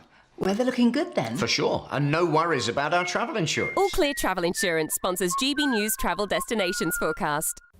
The heat we've had this week across some parts of Europe, that is now starting to ease and clear away towards the south. Nonetheless, there's some high humidity around, still some high temperatures, and with that there's the risk of some heavy thundery showers affecting parts of northern Spain, southern France through tomorrow. Mostly dry for Italy for a day or so, similar across parts of Greece, with today's showers clearing away towards the east, more affecting Turkey. But there is the risk of some further showers for both Italy and Croatia into next week. All Clear Travel Insurance sponsors GB News Travel Destinations Forecast.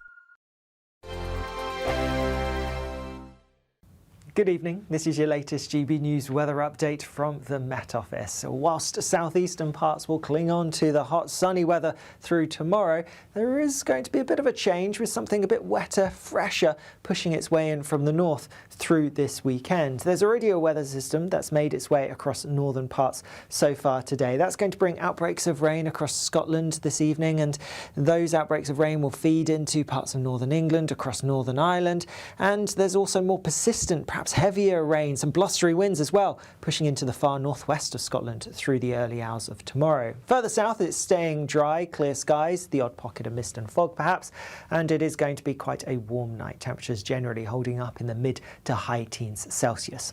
So across the southern parts of England, we start the day tomorrow with lots of fine sunny weather. Any mist and murk, that will burn away quite quickly. Across central and northern parts of England and Wales, it's looking largely fine as well. Different story though, first thing for Northern Ireland and much of Scotland. Here it is going to be cloudier and quite wet. That rain could be quite persistent, not especially heavy, but there will be some heavier bursts, and all the while you do need to watch out for those blustery winds, particularly towards northern coastal parts. We could see some coastal gales. Outbreaks of rain will feed further southwards, a bit heavy for some across parts of northern England into North Wales. Meanwhile, across Scotland, we'll see the more persistent rain clearing away, so turning drier here, but still windy, particularly for the Northern Isles. Further south and across southern parts of England and Wales, lots of sunshine yet again. The highest temperatures will be in the southeast, could get into the low 30s again. Into Sunday, and most places will see some outbreaks of rain, but it's showery rain, quite hit and miss, so not everywhere will see it, and it doesn't look like it will be especially heavy for most places. And by the afternoon, good chance of some dry, bright weather developing in many areas. More changeable weather to come into next week, particularly across northern areas. Further south, it's going to be drier and turning warmer again too. From cold mornings to warm family brunches, from football to tennis, in the car, in the kitchen. GB News Breakfast is there. With the stories you need and the conversations that matter. Anyway, let's talk business. Well, it has been a historic night in British politics. It's astonishing, isn't it? We're here again. To start your day just right. GB News Breakfast. Every morning from 6 a.m. Only on GB News. Britain's news channel. You want to know what's really going on in the corridors of power? Labour don't know what to do with you half the time, and that makes you quite lethal in the chamber. Get behind the headlines with Chopper's political podcast. Join me, Christopher Hope, as I sit down with the great and the good of British politics. We'll see where this ruling takes us. These are the stories shaping our nation. Chopper's political podcast, available now on all platforms. Listen in and stay ahead.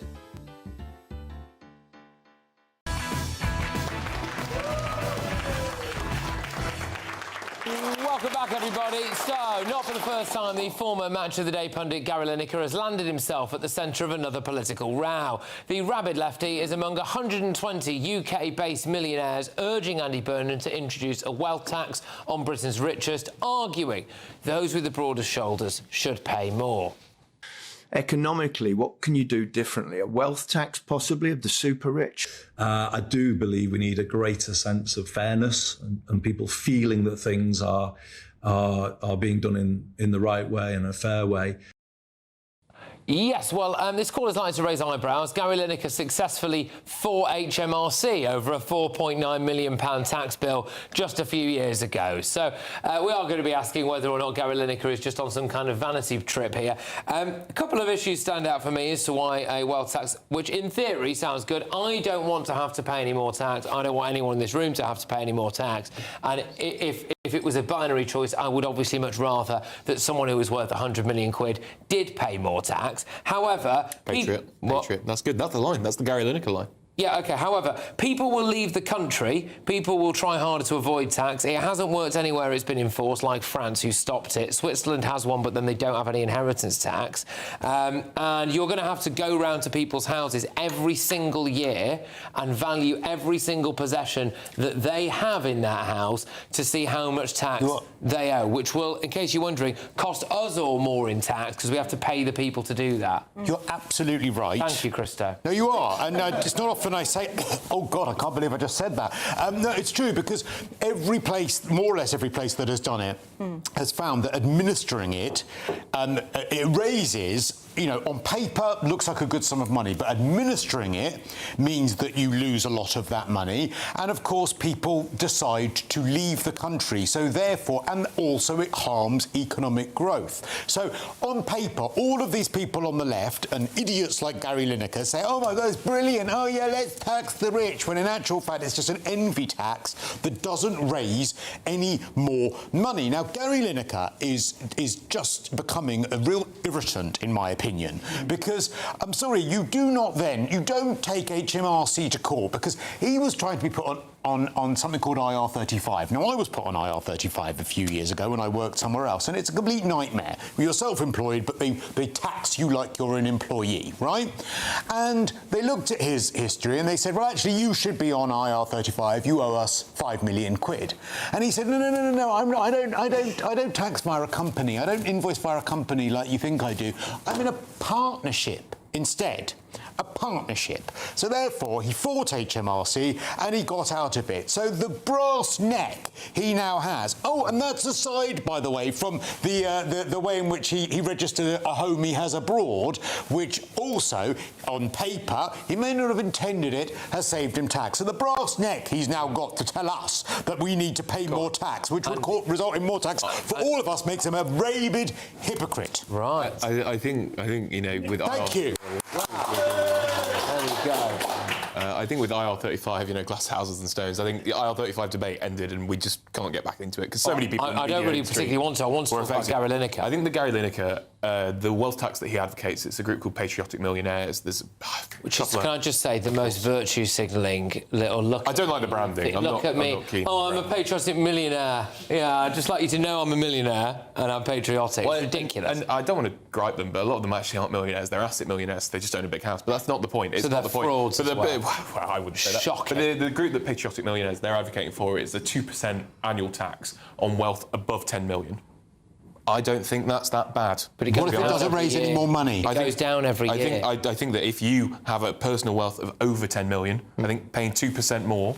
What if it doesn't raise any more money? I mean, it will. But what if it doesn't? It won't. It will. I think if you go to the average swing voter and go, if you're worth 10 million quid, you don't want to pay 2% more, people are changing it. Yes, I get that, but unfortunately, what that doesn't do is actually explain it in detail to people. So if you're so confident about it, why hasn't it worked anywhere in the world where they've tried it before? I don't know. I don't run those governments. Well, the reason I don't run those governments. And also, they haven't tried the 2% annual. The reason it failed in France, by the way, was because it was going to hit all the footballers, and all the footballers were threatening to leave. And people were, actually, I quite like the Premier League being good and full of this stuff. I might be in a minority here, but I don't actually think that even the premise of this sounds like a nice idea in principle is necessarily nice. I think we've got to a point where people who become very successful are now assumed to be complete cash cows and sucked dry until they decide to leave. And Britain has lost more millionaires, and you might not be sympathetic to them, but these are people that put that wealth into communities by businesses and employing people and investing and all the rest of it. They just leave the country. There is this idea of people on the far left that suggests that when you have, like, Elon Musk, you sit there in a big vault somewhere underground with Smaug the dragon and huge gold doubloons and gold bars and stuff and swim around like Scrooge McDuck in your wealth. That is not what wealthy people do. That money gets reinvested and it gets to build the future. It builds amazing companies and things like that. And if you tax it, it won't build that stuff in the United Kingdom. Elon Musk $8 billion Elon Musk has had from the US government in subsidies, tax cuts, public contracts. And look what he's done with it. Look what he's done with it. Incredible things. You're very close to time. Guys. Sorry. So you're very close to time. So you've got about 30 seconds, yeah? What would I say? OK, yeah, most of what I wanted to say has already been said, but it's perfectly obvious that you cannot tax the rich and get yourself out of debt as a government.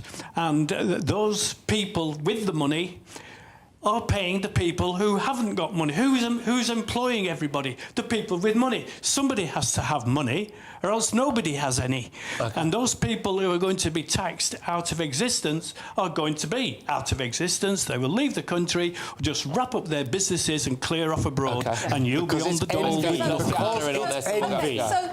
So Gary Lineker is the world's biggest hypocrite, because if he really believes what he's saying, why did he fight that case in 2023?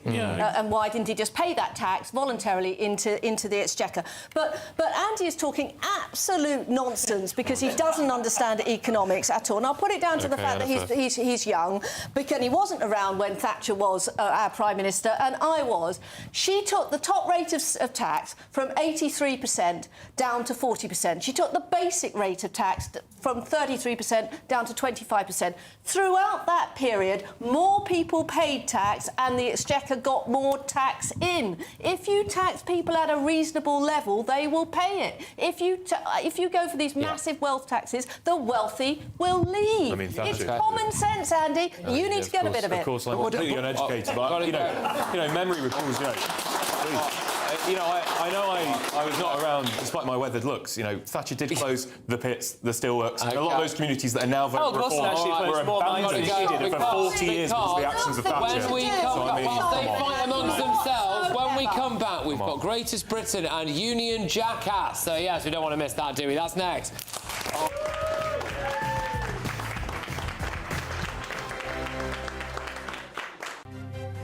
GB News Breakfast. Every day from 6 a.m. What do you think about where we're going to get our future athletes and our Olympians from when we're telling our children, oh, you can't go out and partake in sports today because it's a bit hot? It's a bit hot, yeah. I know, it's ridiculous, isn't it? I mean, you're absolutely right. And, you know, not only are we cancelling sports days in some schools, and you said, you know, have to. No, they don't have to. This is the choice that the schools are making, and the heads are making. So my granddaughter's school, I've just done the school run this morning. They're not cancelling their sports day. You know, they're just being sensible. Why not move it to the morning? You know, I've just dropped her off now. It's 17 degrees. So they're perfectly capable of running at 9 o'clock in the morning instead of 2 o'clock in the afternoon. There's lots of ways that they could think outside of the box and do this. I mean, Labour is just about to cut 22% from the sports budget as well. GB News, the People's Channel. Dubes & Co. Weekdays from 6 p.m. Industrial action in the 70s, all of that is part of the culture of that great town, and it's something that reflects a lot about the rest of us. Right, but the word culture does not... It doesn't mean opera. That's history. Yeah. That's the history of the town. How is this money spent? Whose money is it, right? I presume it's taxpayers' money, i.e. my money anyway, and if you pay tax, Susie, that will I do pay a bit, Calvin. Okay. Yeah. Not as much as you, I'm sure. No, but how much do we spend on the City of Culture for Hull? Do you know? Well, look, so these shortlisted towns, they will receive £60,000 each to develop their full bids. Apparently, it's about restoring pride in local areas. They want to deliver a decade of national renewal. They want to shine a light on local visions and voices, they say, from across the UK. GB News, the People's Channel. Britain's newsroom. Weekday mornings from 9:30. So you go along to the car showroom and only like 10% at most, maybe 15 pay cash. The rest buy on some form of financing. And you often buy, it's a bit like a mortgage, and you buy, it's like buying a mortgage from the estate agent, which we all know is a terribly bad idea. But this is what people did. And the deal is, the scandal is, the guys in the showroom were acting as dealers and brokers, and they were in many cases inflating the interest rate that you paid so that they could get bigger commission. And they didn't declare that. So you basically ended up paying more for your car than you would otherwise have done if you'd gone into the open market and found yourself, you know, a better deal. How did that come to light? Well, over many years. I mean, this has been going on since 2007. GB News, the People's Channel.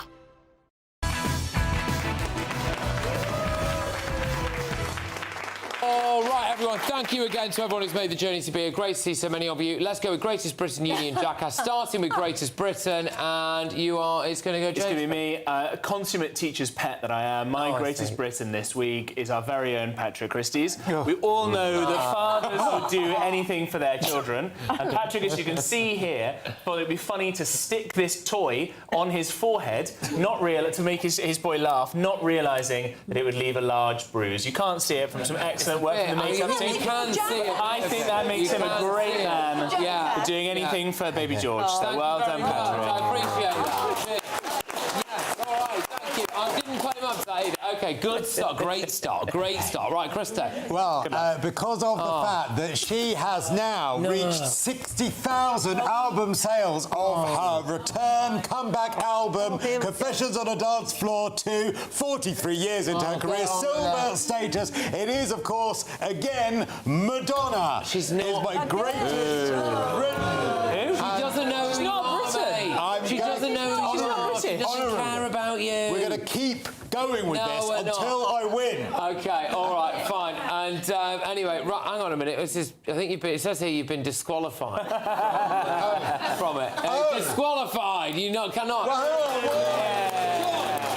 Thank you.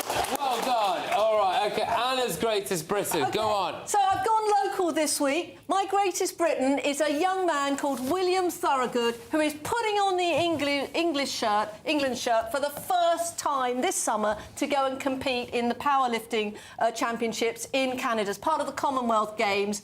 I think at a time when so many young people are glued to their phones or in the pub, This guy deserves our support. Yeah. He's young, he's inspiring, he's dedicated, and he needs to raise £3,000. He's got a GoFundMe to get him to the Commonwealth Games. Let's vote for William. All right, God. Oh, passionate, love it. Right, Andy, go on. Who's your greatest Britain, Well, I'm going please? to tail end it quite similarly to James. I'm also a teacher's pet, so of course it's Andy Burnham. Way.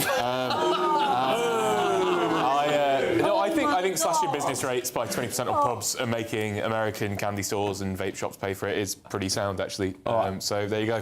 All right. So don't you guys know Confessions 2, right? It's like critically acclaimed. Do you know how brilliant it is? Stop it. Right, look, we're going to... who's the one wants to win? Me? Oh, OK. I suppose someone had to win. Someone had to be the winner. There we go. I'm not sure we're going to have time for Union Jackass. Shall we just say the name very quickly? And Andy Burnham, obviously. Andy Burnham, right. Christo. Gary Lineker, of course. Go on, Anna. Wet Streeting and Shabana Mahmood for joking about letting people out of prison early. Good. Right, Andy, and please try not to defame anyone here. Oh, of course not. Posh George Cottrell, and we'll just leave it with that. Yeah. Oh, OK. Well, he's... I believe there's some money involved in a couple of passports and all the rest of it. It's one of the people who's linked to Nigel Farage. Anyway, there you go. Yeah, Right, Google okay. that one. If you're right, who do we want to be the Union Jackass? Is it going to be Andy Burnham? We've got Gary Lineker. Gary Lineker, come on. Might be slightly louder. West Street in Shabana Mahmood. Well, that was one person very loud there, as I think managed to swing it at the end there. So there we go. We're going to name them. So thank you very much to everyone who's turned up to be here. Really, really appreciate it. I will be back in a few minutes with all tomorrow's newspaper front pages. Bye-bye.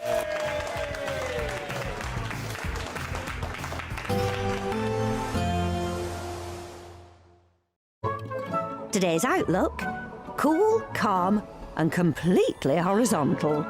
Boxed Aircon sponsors the weather on GB News. Good evening. This is your latest GB News weather update from the Met Office. Whilst southeastern parts will cling on to the hot sunny weather through tomorrow, there is going to be a bit of a change with something a bit wetter, fresher, pushing its way in from the north through this weekend. There's already a weather system that's made its way across northern parts so far today. That's going to bring outbreaks of rain across Scotland this evening, and those outbreaks of rain will feed into parts of northern England, across Northern Ireland, and there's also more persistent, perhaps heavier rain, some blustery winds as well, pushing into the far northwest of Scotland through the early hours of tomorrow. Further south, it's staying dry, clear skies, the odd pocket of mist and fog perhaps, and it is going to be quite a warm night. Temperatures generally holding up in the mid to high teens Celsius. So across the southern parts of England, we start the day tomorrow with lots of fine sunny weather. Any mist and murk, that will burn away quite quickly. Across central and northern parts of England and Wales, it's looking largely fine as well. Different story though, first thing for Northern Ireland and much of Scotland. Here it is going to be cloudier and quite wet. That rain could be quite persistent, not especially heavy, but there will be some heavier bursts, and all the while you do need to watch out for those blustery winds, particularly towards northern coastal parts. We could see some coastal gales. Outbreaks of rain will feed further southwards, a bit heavy for some across parts of northern England into North Wales. Meanwhile, across Scotland, we'll see the more persistent rain clearing away, so turning drier here, but still windy, particularly for the Northern Isles. Further south and across southern parts of England and Wales, lots of sunshine yet again. The highest temperatures will be in the southeast, could get into the low 30s again. Into Sunday, and most places will see some outbreaks of rain, but it's showery rain, quite hit and miss, so not everywhere will see it, and it doesn't look like it will be especially heavy for most places. And by the afternoon, good chance of some dry, bright weather developing in many areas. More changeable weather to come into next week, particularly across northern areas. Further south, it's going to be drier and turning warmer again too. Today's outlook: cool, calm and completely horizontal. What would you do with £60,000 cash? What would you do with a real gold bar? Well, both have to be won in our Golden Summer celebration. First, there's £60,000 in tax-free cash to bolster your bank account this year. Plus, we'll also give you a fine gold bar worth over £5,000. For a chance to win, text GOLD to 63225. One entry costs £2.50 plus one standard network rate message. Or text BONUS to 63225. 5 entries cost £5 plus 1 standard network rate message. Go to gbnews.com/win. Entries start at £2.50. Call 0903 686 3232. Calls cost £2.50 plus your network access charge. Or post your name and number to GB22 PO Box 8690 Derby DE1 9TT. UK only. Entrants must be 18 or over. Lines close at 4 p.m. on the 21st of August. This is a network giveaway. Entries will be pulled. Please check the closing time if listening or watching on demand. At the stroke of midnight, the news doesn't stop, and neither do we. Day in, day out. Forget stuffy late-night TV shows. We're giving you a front-row ticket to the centre of the political universe. Because breaking news doesn't wait for the morning. And neither do we. Join us for one of the most controversial and volatile times of politics in human history. A very big story. Big story over here. You won't get this anywhere else. The Late Show live at midnight, every night. Only on GB News. Some people enjoy lazy Sunday mornings, but not me. What's the truth of the matter?